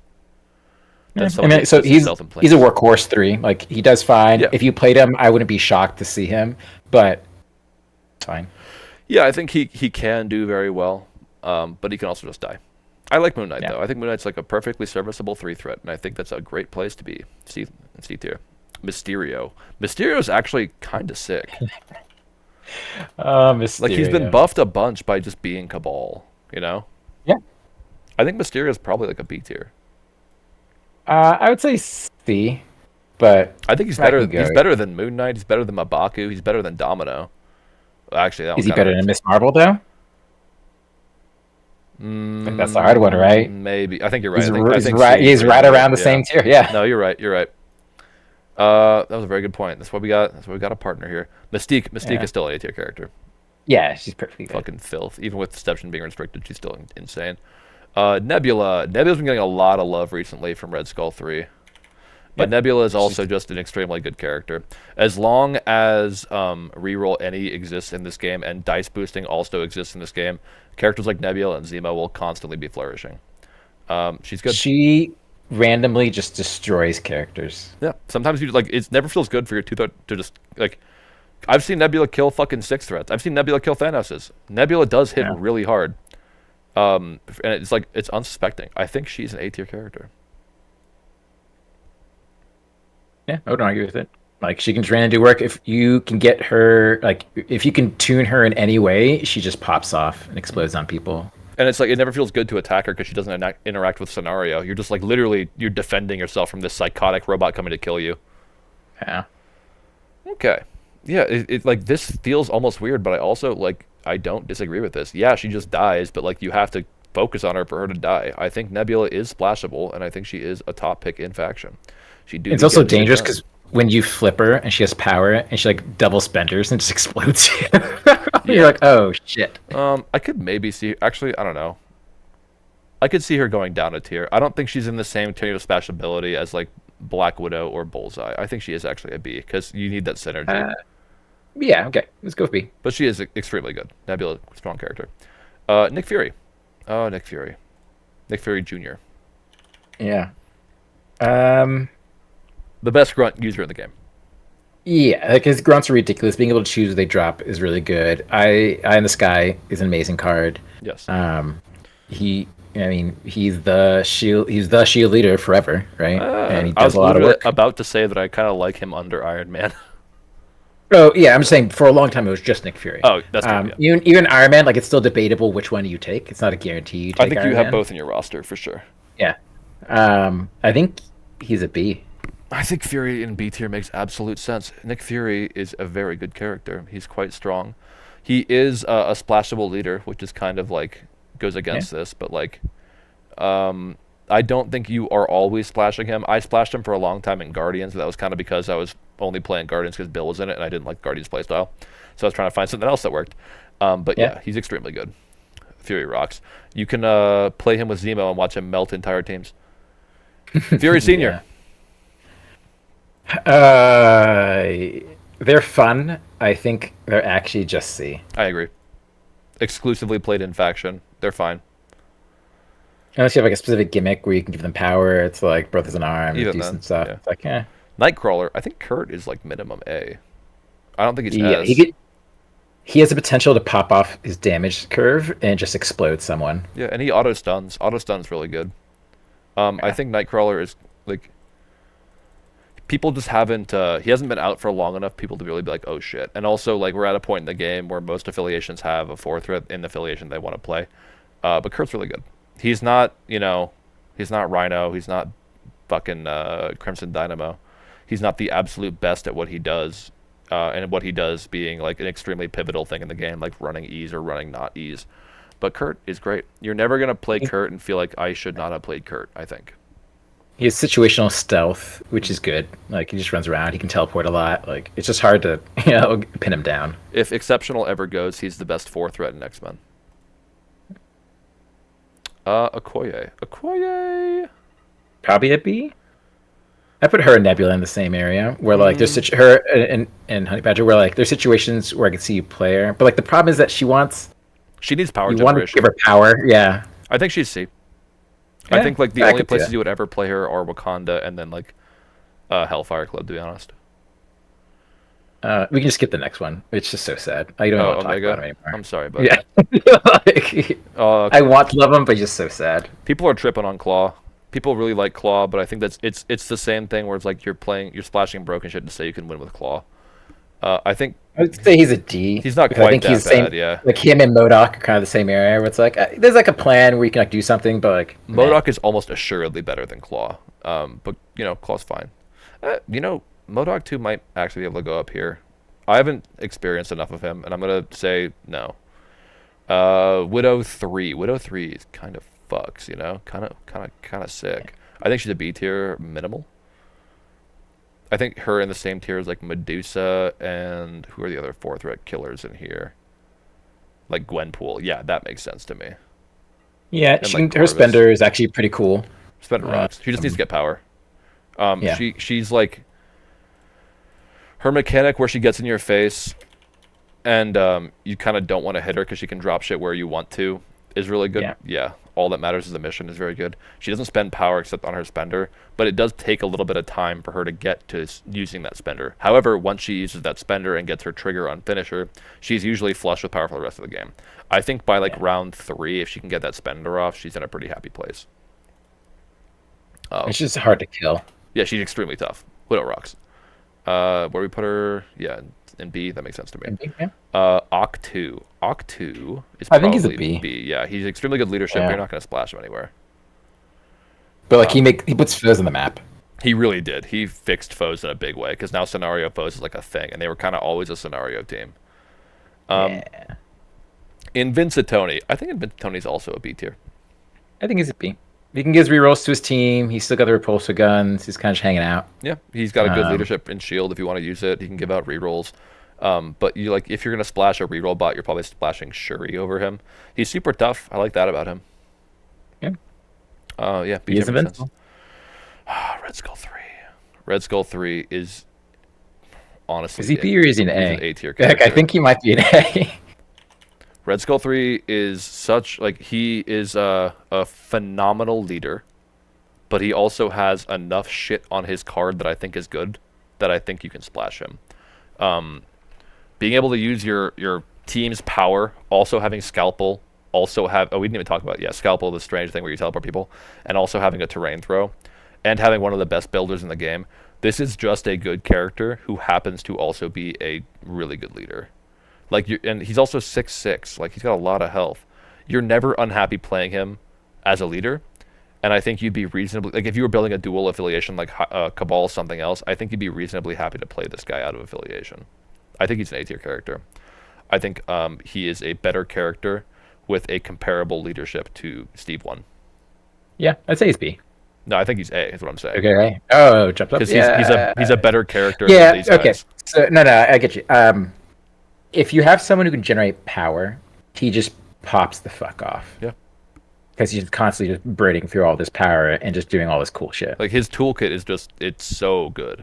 Like he can do so much with power and with his friends' power. I think A is a reasonable place for him. And like I said, this builder is one of the best builders in the game. Range 4, 5 dice, the 2 best attack types, and shock. That's real fucking good. Anyway, Spectacular. I think Spectacular is probably also an A tier character. I think it's an A. Spectacular is quite good. Wherever Cat is, where he's gonna be. Oh no, he's a tier below. Oh, she goes up. Yeah, He's a tier below Cat for sure, but he's still very good. I mean, he's been flying up the board. Like Cat and Spider are just good cards. He can affect the board really well. He's reasonably tanky for a 3-threat. I think Spectacular is like a very very good character. I just think Black Cat's broken and he's not broken. He's just solid as fuck. I keep on missing the goddamn eyeball. His spender is never seen, but it is a very good spender. And the reason it's never seen is because his 2 builders are so good, and his size 3 throw, range 3 short throw is so good. Spectacular is fantastic. There's no situation besides playing into like an entirely Mystic team where you wouldn't want to play this guy. He's got great defenses. I wouldn't say he hits hard, but he hits hard for a web warrior, and he's got a throw. He rocks. He's like the perfect tool that they needed, and he's in no small part responsible for webs becoming so dominant. I think A tier is a great place for him. Ultron 2. Oh boy. So Ultron he's 2 might polarizing. be low key. Yeah, because when you have an affiliation where he's good, he's not just good. He starts popping off and becoming insane because he can try like just if you get him extra power or give him rerolls, he just starts doing so much damage so quickly. Like being able, he can bow people. He can throw. He's got the grunts doing damage. Man, Ultron 2 might be S tier. He's currently, unless this card goes away, functionally unkillable with Age of Ultron. He has 28 health with Age of Ultron, and he can daze 3 times before you can actually put him down. You can't displace him without superpower throws or attacks that push that aren't Mystic. He's got Bow. He's got a size 4 terrain throw. He has an exceptionally good spender. He's got a reasonably good builder. He's got grunts that synergize with him very well. Ultron is fantastic. I think Ultron is bare minimum A, possibly S tier character. Yeah. It's Your only goal is to like ignore him and pray he doesn't like spike, kill you, yeah. or try to displace him and hope it goes well. Because fighting him is just a non-starter. And I think he is the best at his role of never dying. So I think that is why he would be an S tier character. I'm putting Ultron in S. I think he does, yeah. Like, I can't see why he wouldn't be in the same tier as the rest of these characters. Just functionally being unkillable, being both a control piece and a damage dealer, having grunts. I think Ultron is top tier as fuck. Alright, yeah. I hadn't thought about it like that, but I agree with myself. How do you feel about it, Denny? Yeah, I mean, he's a very good boy. Like, I have games where he just warps the game around him. You're like, yep, can't do anything about it. We're chewing through these. We can do it. Winter Soldier Operative, I think it's like a D tier. Yeah. I've tried to use Soldat and use some other things. Killbox is cute, Yeah, it's right? fine. But it's like you have a plan to make advantage of it, and usually stacking up abilities. But there's other 4 threats. Xavier. I think Xavier's probably a B tier. He's got a cool I think leadership. he's a B. Like, leadership's fine. They brought several cards that are good. He's Mystic. Yeah. Runs around. I don't know. Medium move and stupid dash chair. It goes Yeah. Yeah. I think it's fine as B. Makes sense with all the other ones. Yeah, like he's a phenomenal leader. I think his leadership's not quite Captain America tier, but he's probably a better character than Captain America overall. I don't know if that's true. I think he's in the same tier as Cap. Proxima Midnight. She kind of needs Corvus to function in a big way. I would say I think think she's a she's C. Yeah. Yeah. She's a great 3 though. Long mover, Yeah. damage reduction. Psylocke. Psylocke is probably B tier. She's not quite as good as these guys like Sif, Shang, or Panther or Logan. She's not in like this upper echelon of 4s. But she's definitely a good character. I would put her. She's a very good character. Like, I would not be mad taking her. Yeah, I think But she's a B tier. Logan, like, if you're talking about inaffiliation, a lot of times you're just taking Logan Mm-hmm. because of exceptional healing. Where Yeah. I think he probably just goes down exceptional. They probably just stay both at B. Yeah, well, actually, I think if Exceptional he- goes, she's like flat out better than him, but that's a different conversation. Well, I think he goes down, not that she goes up relative to that. Oh, okay. So you would put her in A tier? Like, actually, No, I think she's B, and that Logan would just come down. They both be Bs. oh, I see what you're saying. Okay, yeah, that's reasonable. Punisher. I'm sorry, Punisher. Punisher is like, he's not anti-synergistic, but I think he is like close to F. I think he's probably D tier. I think he's D. Like, you just don't see him. Pyro is really fucking good. Pyro is probably minimal B, possibly A. I think it's a B. I think it's B because you can see you see him splashed all over the place, Yeah, and he can root slow. I think He incinerate people. He's like, yeah. based on our criteria as of unlikely splash unless good synergy, I think he's actually an A tier character. Because he do be burning people and stealing from them. I think Pyro in that same. I'm not mad. Yeah, Pyro in that same tier is like Iron Man and Luke Cage and Superior. That feels reasonable to me. And like Sam, I think that's not like irresponsible to say. Yeah. Get work done. Quicksilver's probably C. I think that makes Oh, sense. I would say You think D. I think he's actually D. I won't argue with you on this one. I like Quicksilver a lot. Like, his Texas card sucks if It's he not great. can't really punch very well. His job is to grab and extract and then run around. Yeah, And maybe you like put his triggers and something happens. Like, his card is too restrictive, and he's also doesn't hit hard enough for it like to be consistent. So I could see him being in D. Red Guardian. Red Guardian's kind of funky. He has He's like got the pseudo Here's for Hire card. yeah, and his build is really good. Yeah. I But think it's a C. I don't know if he's a B, right? Like, it's hard. I was gonna say yeah, I could see him being in the same tier as Proxima. Red Skull 1, I think, is Garbaggio at this point. I think he's an F tier character. Yeah, in comparison, like, he just doesn't do enough anymore. Like even the Red Skull 3 just edges him out his own affiliation. No, he fucking kills himself. Like, why would you ever play this guy over Red Skull 3? He has the port, but so does Skull 3. And Skull 3's port is better, and it doesn't kill him. Red Skull 2, the original 5-threat grunt monstrosity, I think is probably B tier. I think it's at least a B. Yeah, at least a B. I don't think he's actually an A. 'Cause even at like his prime, I don't think he was actually an A. He just like was good in like certain setups. He hits Really, extremely hard, but he has no action economy. But he hits extremely hard. But what that means if you don't have action economy is you basically need to one-shot people. Yeah. And he is not, thankfully, he's not quite at the point where 6 dice counting blanks is going to straight up one-shot most people. So yeah, I think B tier is reasonable. If he ever gets the Like, chance he's to double situation- tap you, you're going to fucking die. But that's a different story. Yeah, he's a situation where like Commandos or Medusa, like someone who could place him, right? Or using like the Storm leadership, like when it worked on him, like Yeah. when he can get 2 attacks and the grunts are shooting in, he can start blowing up people. That's when he starts murdering people for sure. When he gets action Yeah. economy. Absolutely. Rhino. All right. That's the best character in the game. My guy, I love you so much. Moving on. If you don't think Rhino's the best character in the game, you're playing him wrong. There are so few characters that are just like, oh, like you're playing an E or you're playing a wide map. So you're either playing Dynamo or you're playing Rhino, where they completely dominate that format.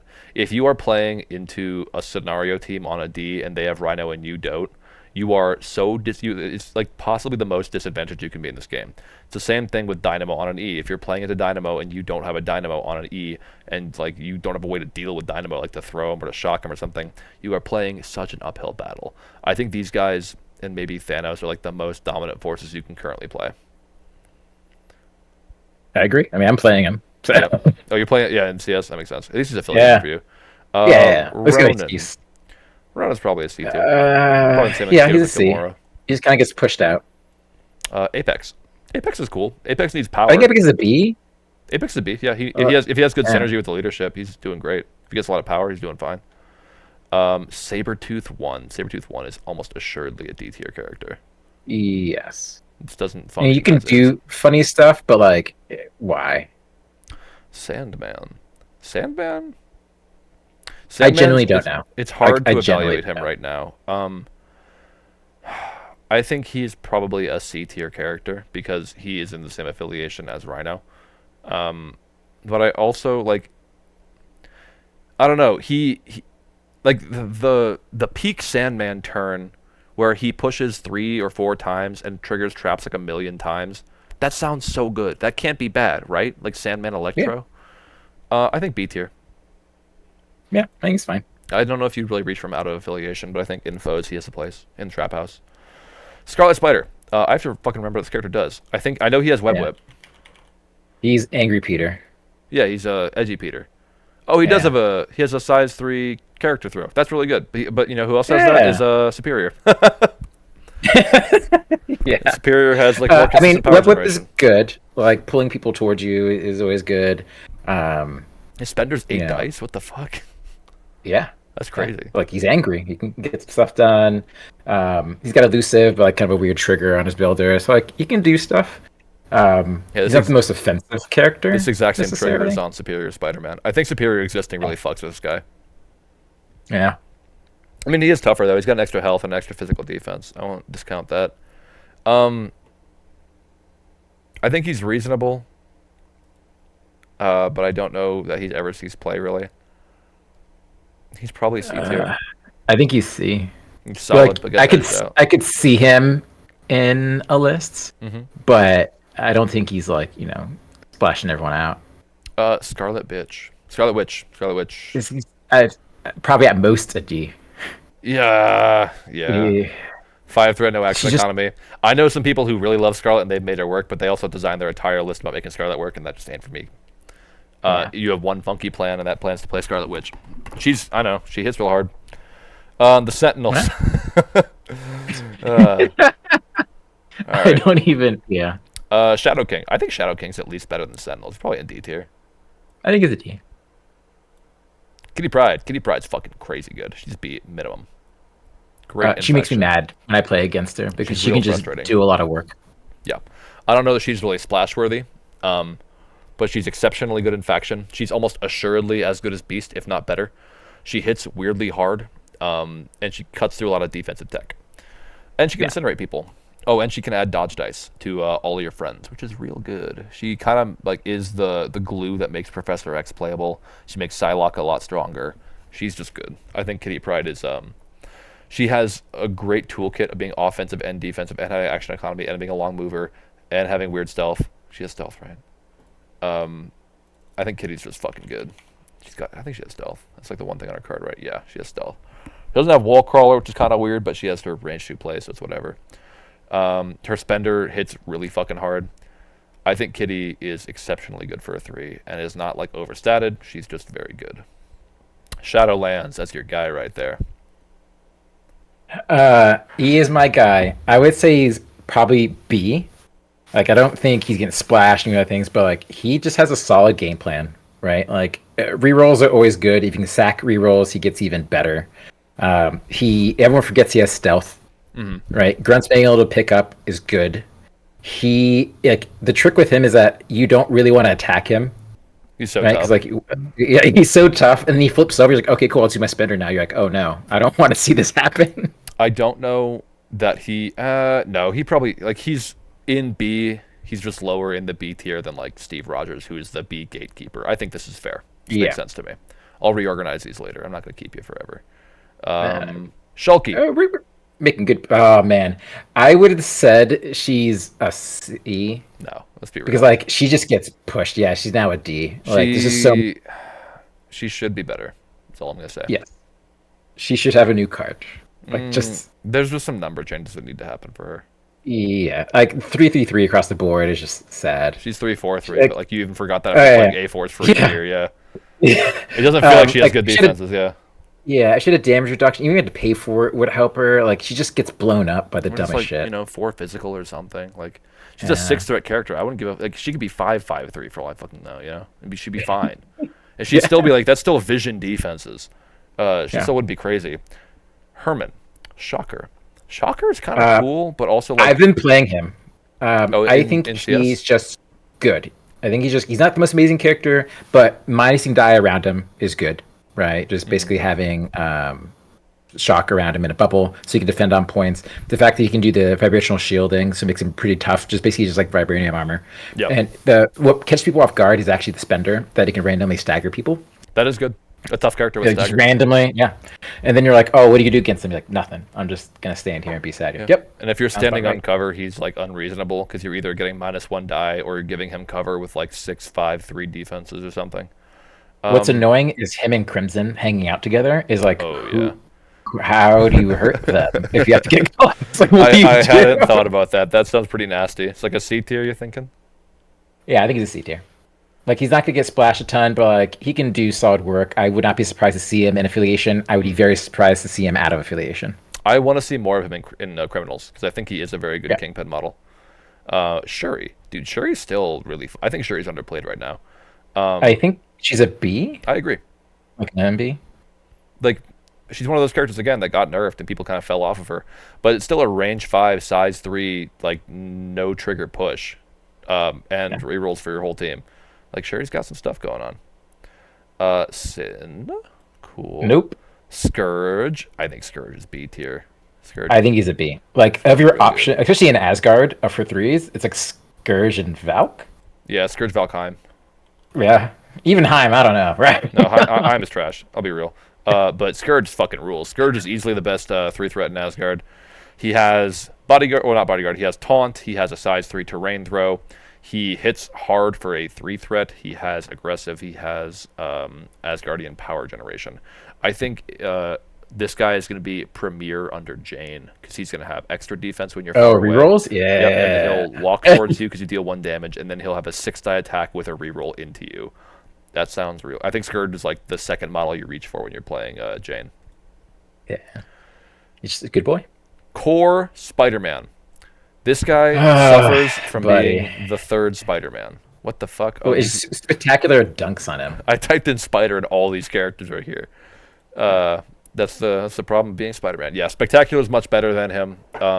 Gwen is much better than him, in my opinion, for being a threat less and having the best thing on his card. I would play Ben Riley before I played this dude, not just because of the affiliation thing. He's still 3-3-3 even after his errata. Very important to note. Yeah, He's just bad. He's probably the worst web warrior. I would put him in D tier. I think it's a D. Yeah, Miles, A tier. A tier, easy. Splashable, an incredible leader. One of His work's done. Like literally, just get shit done. Like straight up. he's never been errated, and he probably should have been nerfed a fucking couple years ago. Well, he's got the throw on the builder. He's got the drop with the spender. He's got a place. He's got spider rerolls. He's got stealth. His leadership's ridiculous. What's bad about this guy? Yeah, Right? he's a remarkably compact character. He's he's a 3.9 or something, right? Like he's so close to Yeah. being above his threat value. He has one of the best leaderships in the game. His spender, like it's a triggerless. Whatever you have, you drop all things. Miles Yeah. Miles has been faction defining for a faction that has been on top of the game for a very long time. The only time webs are ever bad are when they have overpowered kaiju in the game, like Cosmic Ghost Rider, and even then, they're still pretty fucking good. I think Yeah. Miles. So it's because Miles get randomly one shot. That was the problem. Honestly, there's a big part of me that wants to say Miles is S tier. I mean, I would absolutely not say no. I love fucking Miles. Miles is just a beast. Like he gets splashed all the time. He's extremely splashable. I would almost say he's a premier splash. The only reason he's not splashed more is probably because Rhino does his job, if you're not taking him as a leader, a little bit better with robbery. Yeah. Just because Rhino has better power economics, has better movement, blah blah blah. But Miles and Cat. I think are top And tier Miles as is well. Miles. Like Yeah. he's just a beast. I think if you're looking for a splash thief, the conversation between Miles and Cat is not unreasonable.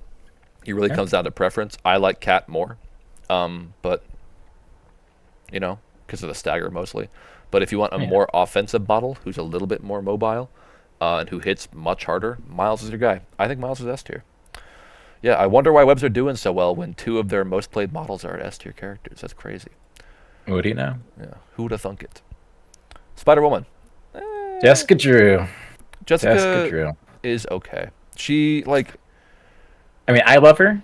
I would say she's like a B or a C. I think it's it's crazy. it's- Like hard. It's really hard actually. Where webs are so good that a character that's this because this character is very good. Webs are so good that a character this good is kind of like whatever to them.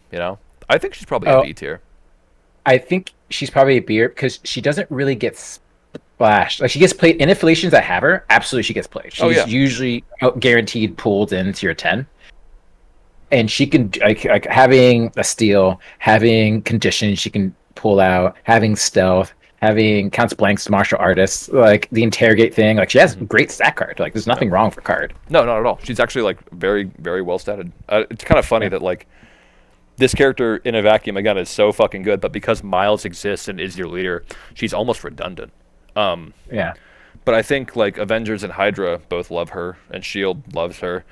Like we were talking about the Namor Shield list, like playing her spectacular, and Namor might be something where you just play like pseudo webs with Namor and a bunch of Shield cards, like Yeah. like Med Pack. That might be something. But yeah, no, I think to call her anything less than a B tier character would be disingenuous because this character, like, just look at this fucking card, like. So many things. She's She usually can doing like three things. a stun turn, before yeah. damage, which is like one of the most on her annoying builder, combos. yeah. ever. She can poison shock and stun you before damage, theoretically. Oh, Her spender's great. It's the same as Miles' spender. She's got a range 2 place. She's a long mover. Interrogate is randomly wins you games. This is an alternate win condition. And she's the best interrogator in the game by a country mile. I think B tier is like the only place it makes sense. It's not I've her won fault that webs games. are broken. Yeah. Yeah. Yeah, I've won games randomly where people forget about interrogate and think I'm getting 15. I go like I interrogate end the game. They're like, fuck. Dude, I have had games where I play like absolute dog shit, but I'm still playing her, and I'll just interrogate twice, and I am like suddenly we're tied up again, Yeah.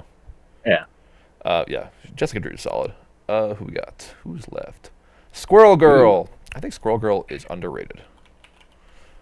I think. She's- Like what's funny is that you can kind of compare her to Wolverine in terms of damage output. Like she has rerolls, right? Yeah, to Logan. She's a 5-die reroll 2 character. She has an ability to not die with the guardian squirrel right on Yep. their backside. So like she basically has a built-in exceptional sort of thing going on. She's got wall crawler, all that awesome, right? She can place herself with the ambush. It's like yeah, she can do the brother Daniel thing where she puts Tippy on the character that Yeah, can't get stops them from crits. It critting. can Yeah. matter. Yeah, Yeah. it can matter a lot. Especially on What's like going something like on? Malekith or something where they just don't crit. So I think she's actually a B. I think I think she Squirrel's could do more work than people like give her credit for. yeah, like I said, I think she's currently underplayed, and I think part of why she's underplayed is because her affiliations are Avengers and A4s, who are spoiled for options. But I think Squirrel Girl is solid. I think you could play her. Like I remember when Squirrel Girl and Gwenpool came out, I played both of them in Avengers, and I was never unhappy with her. It's like she's Yeah. reasonably tanky. She basically like she's 3/3/3, but reroll 2 on all of these. With Tippy, she's 5 die, reroll 2 on her builder. The wild, you can get it or you can not. You don't super care a lot of the time. Her spender doesn't matter, and you just shred people, and that's all it is. She is a better user of the card they get, where your Yes. opponent doesn't reroll defense, because Gwen already has Pierce, but this character's like, okay, I'm gonna roll 5 die, reroll 2 at you, and you can't roll defense. Do you have any questions? I don't care. By the way, I'm GG's. stabbing Yeah, you. get out of here. Yeah. Enjoy death. Squirrel Girl's great. She's quite strong. Star Lord. It's still Star Lord. It's A. He's B tier. He's a good leader. Yeah. But you're never excited to play him, in my opinion. He's there for the leadership. That's what it comes down to. Fuck this guy. I'm not even going to call his name. All right. Storm. Storm is also probably in that same tier as Star Lord. Yeah, I think she's a B. Exceptionally good leadership, exceptionally good affiliation. Not a super interesting character. She's basically a once per game throw and a character who holds extracts. Super Giant. Sorry, Yeah, baby. Taskmaster. Taskmaster's B tier. Taskmaster rules. I was gonna say C, but I think he can go to B. Like he can toss shield around, he gets power, he does what's on the tin. I could see him being in C, honestly. Like he's solid. Yeah, he's he's solid. not. He's not doing anything crazy. Okay. All right, ready for the next 15 all right. minutes of your fucking life? It's Thanos. Yeah. Thanos is probably S tier still. Yeah, Like we can go into it, but it's just like it's Thanos. Like, come on. even after his quote unquote nerf, where they unrestricted all of his best gems, um, almost unkillable. Yeah. 2 insanely good superpowers. Can It use makes me gems so for free. mad that he has innate reduced to 0. They're so like he can't bleed, you He can't can chip bleed. him. No, It's bleed, just bleed like works. oh, sorry, he can bleed. Like, but he just lives through so many like auto damage or one damage attack. And you're like, okay, Yeah, I'm just gonna- 17 health with -1 that can't be turned off. Besides the name. And they probably have like a sacrifice or a patch up. You're like, oh, cool. No, all that that's work's the gone. thing is, you never. If your opponent is playing Thanos, they're probably also playing Recal. They're probably also playing Fallback, bare minimum. So it's like, yeah, good fucking luck. You're not gonna kill this guy, and if you don't kill him and you kill his buddies, suddenly his buddies are one-shotting you. Yep. He's one of the biggest abusers of game mechanics in the injured mechanic of this game. Yeah. Thanos is insane.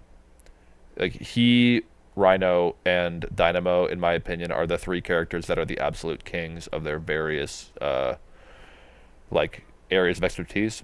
Rhino is one of the best is the best scenario player in the game on wide maps. He's so fast, he steals everything, and he doesn't die. And if you can kill him, suddenly he's on the other side of the board. Dynamo Yep. keeps your He entire team disappears. alive on ease. He's the most anti-attrition piece in the game. He's incredibly tanky, makes your whole team tankier. Thanos makes your team hit so much harder that they can actually punch through things like Dynamo, things like Black Panther, things like Beta Ray Bill. Thanos is the reason why tanky characters in this game almost don't exist when you are fighting on a central scenario. And he himself is one of the tankiest characters in the game. And then we get to like the Zemos and the Black Cats and shit. But yeah, Thanos is a monster. As he should be, but yeah. It's like he's not even that fun of a monster. Like Cosmic Portal and Death Decree aren't fun abilities. The most fun thing you can do in Thanos, in my opinion, is like play him as Hulk, where you're just teleporting around punching people with Reality Stone, and that's like not what he's doing. What he's really doing is being a control piece who can also one-shot whatever he wants with Death Decree through his team. He's a force multiplier, and he's the biggest force multiplier this game should ever have. Moving on. Yep. Blob. Blob's cool. I actually like Blob. I think he just got passed over around that period of time with other threes. I don't know why he's so But tiny in Blob this picture. stuff, yeah, he's a fun boy. The Thunderous Splash, being able to play like he's weirdly mobile. Mhm. In certain situations, the fact that he can push people away is good. Like I think he's probably a C. I don't Yeah, think I don't think he's a B. I wish his damage reduction worked on throws. Yeah, That's kind of my only complaint about him. Blob's really good. Like, for what he does, which is push melee attackers away, he is kind of the best. I think he's a C absolutely. tier. I agree. Immortal Hulk. Immortal Hulk is Immortal. such a funny character. He is like the definitive like kitchen table big smash. You know, He- It's just he's so tilting because either you have a way to deal with him or you don't, and you probably just lose the game. he's also so dicey, like both as your opponent and as the player, where it's like sometimes he has really good games and he just like rips people apart and is smashing the entire board, and sometimes you don't roll a wild until round 3. Yeah, I think he's probably a B tier. I think it's B. Yeah. We put Hulk in A, right? Yeah. Yeah, Yes. this that Yeah. feels right. Um, Original Human Torch. I'm tempted to Uh, go F, but he's probably a D tier. nah, fuck him. F. Yeah. Like the thing is, like, there's other Shield characters you can take now. Even like the plan with like Invisible Tony and having all the incinerators and stuff. You're like, there's just other It's just characters that are not more worth. He's consistent. not good. Yeah. He's not. He's made out of paper. You know, there's just no reason to play him. Thor 1. Thor 1 is probably a C tier character. Like he's solid, but he is edged out by top picks, and the top picks in Asgard are the other Thors. Yeah. I I mean, he think got he's fine. buffed. He got buffed from a D to a C. Yeah, I think that's Like, very yeah. fair to say. He's still not like that good. He's still not top half of the game. He's probably like Oh, completely mid tier 5 threat. yeah, and him and Steve 3 makes sense, right? Yeah, You're in the like, same yeah, tier. okay, like, yeah, They're buddies. Uh, Toad. Toad is just go either straight up. A Yeah, or yeah, yeah. S. He's I think he's probably. S. Like, he still gets splashed like a I do think monster. Toad's the best 2 threat in the game at this time. I do agree. Yeah, We put Okoye in B, right? No, we I put her in think C so. because she needs power Yeah, yeah, generation. yeah, she helps. She's somewhere in Like, here. Toad doesn't need help. Like, Toad does his game plan regardless of what you're playing. Wait, where the fuck did she go? She's just like right there, What? two below Bishop. Oh, there she is. Okay. There's so Yeah, many fucking shit on the screen. So to look at. yeah. Ulik. Ulik is probably C. It looks fine. Yeah. I mean, I'm playing Luke right now. He's fine. He just comes out when I have like odd threat levels. Yeah, you got like your one Go around, platform, punch right? it. Yeah, he's Uh, fast. Punch things. I don't think Ultron is complete garbage, but I also kind of think original Ultron is complete garbage. Like he just kind of like has nothing going for him, right? Like Okay, here's my argument for why he's at least at most the D, but probably an F. Is that even with his buff, people still weren't taking him. exactly. There was a time before Core 2 came out that Age of Ultron was legal and Ultron was buffed, and he was not being played. It's still not being played, right? Yeah, it's like I don't know. Like no action economy, a very good throw, you know, credit where yeah. credit's due. No power economy, a range 4 or 5 die, or wild incinerate. It's like sure, no, these guys kind of garbaggio.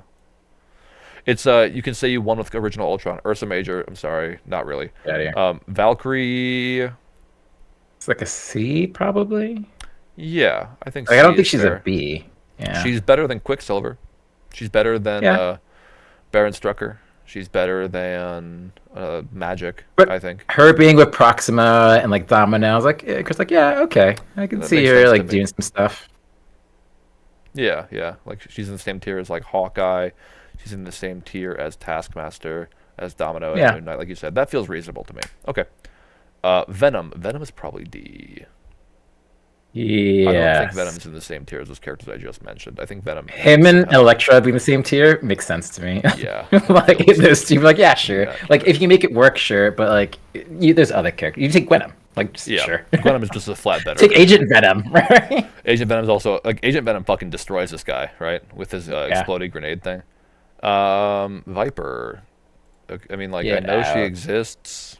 I don't want to just throw her immediately in F because I don't know what she does. Okay, a long mover, 5 die. She can teleport. Like she's got like a counter strike thing. Like Oh, she has Or- martial prowess. Okay, she Yep. got stealth. She is Cabal and Hydra. No, this character's garbage. Yeah, All right. she doesn't exist. Vision. I Okay. think Vision. Is it Vision. C? He just gets C. pushed out Yeah. by the people. And like I don't know. He was from a part of the game where like having 5 defense was like good, you know. Yeah. But dice fail. I don't think Vision's actually that tough, and he's really bad against throws. I think he should be able to use his physical defense on throws when he's in enhanced density, be like a 5-2, whatever the fuck. He's fine. He's not bad. He's got a really good throw. I think yeah, but C tier. C tier makes sense to me. He's solid. Vulture. Don't really need to talk about this one. Vulture's one of the worst characters in the game. War Machine. War Machine's fine. He's probably a D tier, just because I like think he's D. he has anti synergy with himself, but he's not like that bad, you know. Because he can like his spender. Where is he? God damn, guys, come on. Oh, Brody. His spender can like burn through his own defensive tech because his reduction is only from enemy effects, whereas original Iron Man is just if you would ever suffer damage. Yeah. Invincible Tony has this too, but Invincible Tony just never uses that attack, so I guess he never uses attack. But at that point, there's literally nothing on this card that uses power, so kind of anti-synergy. I mean, he's fine. He doesn't die super easy, but I think he's just kind of bad. Wasp. Wasp, unfortunately. She's better than Ant-Man, but she's still not Yeah. very good. Bucky. How the Mighty Have Fallen. I think Bucky's probably a D tier. Yeah, like going from a hit to a wild just radically changes his dice math. It's a hugely different And trigger, yeah. yeah, and it's just even with a reroll, it's still not consistent enough to be No, because like, it's 1 out of 8, you know? It's Yeah. a 12% chance to hit the wild on each die. I think he fits pretty nicely here. He's with his big brother.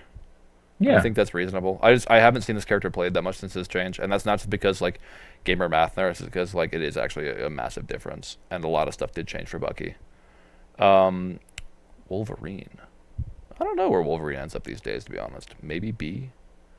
He's still got a lot of health. Him being where Daredevil is makes sense. Uh, Because yeah. like he's fighty, he can do some stuff. Like I could see him being in C. Because like I would which play him before I Wolverine do you played take? Bishop. Yeah. Yeah, Oh wait. like I what think about he's Logan? above Logan today. So yeah, Oh, yeah. Wolverine being a B makes sense. Yeah, Logan's still significantly better than Who him. else? Yeah, Apex is a B. Yeah, those are about damage. Psylocke, like him and Psylocke are comparable in terms of damage. Like just it's the fact that when he flips over, he can't interact or do stuff. It's like man. Yeah, buddy. I think he's What are you doing? he's like floating in the lower bottom half of the B Bs. for Yeah. sure. He's floating around there. Sorry, I'm just completely going blind. Where the fuck did I? There he is. Logan's right there. I put all the Yeah. fours up there. Okay. And then we have 2 more. Oh, Wong. 2 more. Wong is fucking A tier. What an I think he's absolute A, yeah. king. He's one of the trinity of 2 threats that aren't Toad but are still extremely good. Please Yep. nerf Toad. And then our last character is X-23. I think X-23 is A tier as I think well. she's a B. Yeah, You think B? I think she's A. I think This is a splash. I'd see her splash. Yeah, I've seen her splash. That's right. She's not Zemo, but she's damn close. Well, not really, but she's really good. I've seen her splash pretty regularly, I think. I think she's more splashable than Beast, absolutely. I think she's That the is best X-Men 3 at this current point in time, besides maybe Kitty Pryde. And that's only because X-23 plays a different game than X-Men are typically playing. And this is Captain Marvel Binary, which doesn't really count. Yeah. But yeah, this is our tier list. I will do some reorganization, but Danny, I understand I've kept you a while. If you need to leave, you're perfectly welcome to. I'm just going to be like moving these guys around and chatting randomly. I think we can bang through reorganizing really quickly because we're not like debating a lot of things. It's just sort of comparatives, right? Yeah. So how about this? Who is this? It's easy to do the top of a tier because you compare everyone to them and rearrange, right? Yeah, I see So what I you're think who is your top S? Like who is the? I think it's Rhino. Okay, is Thanos next? Yes, I think it's Thanos, Rhino, Dynamo, and then it's the rest of these guys. Or do you think the rest of them are sort of like equal to each Actually, other? Hold on. It might. Yeah, right. I don't know if I think Dynamo's this high. I think it might be. I think Dynamo is in the lower third, actually. Yeah, I think it's Zemo. I think is better than Black Cat, but then it's these two, and then Miles directly after, and then Dynamo. And then I think Bill goes above Dynamo. I think Bill is above because Bill has played in more scenarios than Dynamo. Dynamo's played in a specific scenario. Like I know, he's good at ease. He is completely dominant at ease, right? I think this makes sense to me. I can see them together. Now, where's Toad? Toad is probably the bottom. I think Ultron being here makes sense. I think this order actually makes a lot of sense to me. Okay. But yeah, you See, what he's do you good. have any differences you would say? Uh, I mean, our argument is the Bill Crimson, but like it's a minor quibble more than anything. It's just like I think Bill gets played in more scenarios, and that's why he goes up for me. I'll take it. Yeah, that makes sense to me. Yeah. He's more versatile, and he is very, very Yeah. good. Um, All right. Now this is what I wanted to say. Who's the top A? Hey, what is this we got a scenario? fuckload of characters in A. Like Here's the thing. Jesus fucking Yeah. Christ! I don't even know. I think I don't even the know. four threats are pretty damn. Like I think the four threats. That's why I put them up so high. So I'll start putting characters after them. I think Cable is really fucking I think good. Cable's up there. Sam, I think is Hulk. fine. Hulk, yeah, Oh yeah. yeah, Hulk. Yeah, he's got it. Oh, Boom. let's do I this. could see Hulk. I could, in theory, see Hulk after the twos, if only because they just enable a lot of game They plans. do, but I don't think so. I think Hulk as his own piece is still stronger than a two threat and a four threat, most That's of the fair. time. So I don't know if the fours are at the top either. I'm just organizing it by threat right now. So it's 6, 5, 2, 5, 6, 3. Oh, there's another four threat, but Electro's not in the same tier as these fellas. Neither is Emma. But I think Emma's above Electro, right? Yeah, probably just because of her fucking busted ass leadership. Let's see, 3, 3, 3, 4. There are a lot of four threats here. Okay, so Yeah. this is fine now. These are all the three threats down at the bottom, and then we have all the two threats, all the five threats, all the six threats, and all the four threats are this fat row and a half. So let's do it by fours first. I think the best fours are probably these first four, these first five. No, it's not Voodoo. It's these first four. It's Shang, Panther, Sith, and Logan. Like one of them is the top. It's Yeah. probably Shang. It's probably Sean. Like Um, honestly, he yeah, just does so much for his card. I think with exceptional existing, it's then Logan, then Panther, then Sith right now. Okay. And Panther and Sith are the most comparable. I'm honestly not sure which one goes where. I think she's tougher because she has DR on everything, and she hits just as hard. But Panther has pounce and he's a little bit faster, and he's also been in the game longer, so it's more easier to judge him. And then I think after those four is Voodoo. I think after Voodoo is Nightcrawler. I think after Nightcrawler is Emma, and then yeah, and then Electro, and then Gwenom. I think they're comparable, Gwenum and Yeah, Electro, because they can damage dealers to do some and fun then stuff. Red Skull. I think at the end of all of them, but still being an A makes a lot of sense for me because he's like the least splashable of these characters, but he's still definitely splashable. Like you're never unhappy to play him. So the four threats, this order makes sense to me. Sound good? Yep.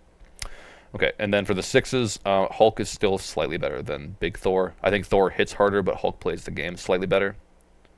Yes. And Um, Hulk is Hulk, man. Like he Hulk can is just Hulk. like randomly do dumbest shit ever. I do think in a 1v1, I do think Thor actually does beat him. Because Thor hits really fucking hard and can daze. But like, yeah. Yeah, and like Thor's gonna hit him with a size 3 throw, 2 7-die attacks on his weakest defense, and then a size 4 throw. And then Hulk's gonna be like, well, I can't throw that size 4 anymore. Because Thor can throw from range long away, so he has more access to terrain.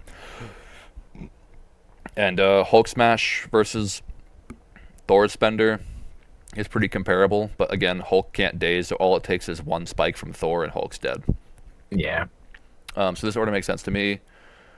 Cable, I think, is better than Namor, but Namor is still very good. The two threats, I think this order is correct. We have Wongers there at the bottom. I don't know if he Oh, goes up with the yes. other two. I Yeah, I put Wongers behind. I think he's behind Bullseye and Widow. and I know I'm gonna get some heat for saying that Black Widow is better than Bullseye, but I actually no, Bullseye is the best of these three. I think it's Bullseye, Black Widow, Wong. Sam is king of the threes. Yeah, Sam. Either Sam or He's Lizard. king of. I No, you're right. I It think is it's Sam. Sam. It's Sam. I think it's Sam, then Lizard. Then Lizard.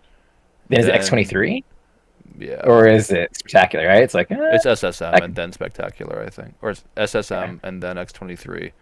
Then Iron Man. Then Cage, then Mystique, then Pyro. Or I'll put Pyro above Mystique. But I think these guys are all still very playable. I think this makes sense to me. Cool. Okay, I guess we're I also agree. accidentally doing like a threat tier list, but I think this is still correct. Like maybe these guys would move around slightly, but this is mostly correct. All right. Um, I think Steve at the top of I B. Like these two make yeah sense. yeah. Um, Okay. This is where it starts getting it's a fun. little hairy, right? Because now we have these fucking shitloads of characters. But I I think we think could organize the B's, but after the B's, the C's, and below are just it like, doesn't really why are you matter. Yeah, let's just do organizing? the Yeah, B's. like okay, yeah. Okay, who is the king of the B's? It's Steve for sure. Oh, sure, because he's Steve. Yeah, he Um, never is gonna be bad as long as his leadership exists. I think he's still gonna be good. Um, ooh. I mean, Strange is up there. Oh, we're Cosmic Ghost Rider. CGR's got to go up. Like, there's no way he's the second row here. there we go. Um, I kind of like the order it's in right now. Not gonna lie, like Corvus could probably bump down like a space. Gwen could go up, but none of this feels super wrong. Maybe Juggernaut going up. Um, Yeah, Rizkel 2 is in there, but I don't think he's the top half. 'Cause, like, he just has innate problems. where is he's like somewhere around here? I put him. Yeah, he's right here. I Next to think this is Psylocke, yeah, fine. yeah. That makes sense because there's a bunch of damage dealers next to him, too. I think Psylocke probably moves up quite a bit actually. I think Psylocke's like right Yeah, she has a here. self move, right? She's Yeah, gonna she's run got around good and do self stuff. synergy. Sable is untested, but I think Sable is going to end up being somewhere like down here. Yeah, she's probably bottom third. Maybe she moves up to the middle, but I don't think she like breaks to the top tier of Bs. Yeah, I agree. Yeah, Fury goes up. I think Groot probably goes down a bit. Wait, do we even find Rocket? Doesn't matter. Rocket's in here somewhere. I don't think we did, but he just goes wherever Groot Yeah, is. that's funny. I thought I grabbed every card. I probably didn't grab Rocket. It doesn't matter. Um, Scourge is probably fine right where he is. Immortal probably moves up quite a bit actually. Immortal's probably more Yeah, like right around here.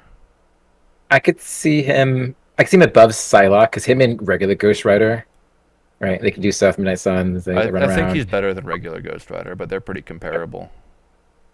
Um, it's like does Deadpool stay where he is? I see Gwen staying where she is. I think Gwen's Does fine in Deadpool that stay where he second is? row. I think Yeah, Deadpool does. He might go below Gwen, but that's like not a huge difference. yeah. Oops. I think Kitty might not deserve to be like directly up here, but she is very good. I think Beast probably comes down like right here.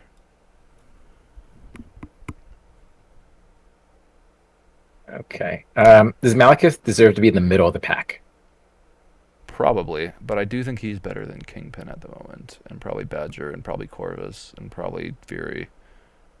But I don't know if he's better than Psylocke or Ghost Rider. Actually, I think Ghost Rider, and Hulk are very comparable. yeah, I'm gonna put Ghost Rider right there because Ghost Rider at least is lower threat than them. Yeah. Okay, I'm pretty happy with this. Yeah. No, I'm checking over a couple times.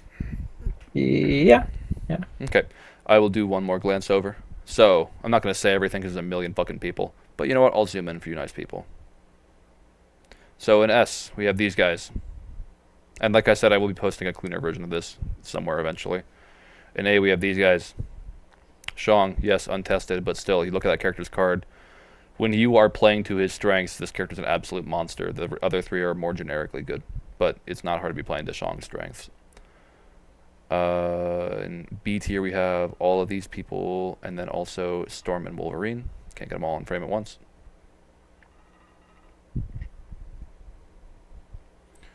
In C tier, we have all these people. I can get them all in frame at once.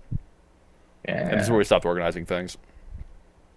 Yeah. It gets hard to It's stack just rank so these many, and who characters. fucking cares Yeah. realistically? D tiers, we're starting to get into kind of the trash people. And then the worst characters in the game. So if you're building a roster of garbage and you want to think that you are better than other people, this is what you play. I would love to see someone play Vulture, Sin, Ursa Major, Ultron, Original Human Torch, Supergiant, this guy, Sin, and the Sentinels and win anything. I would love to see that when you're not beating up your like infant brother. Anyway, this has been an extremely long experience. Thank you all for Yeah. watching, and goodbye.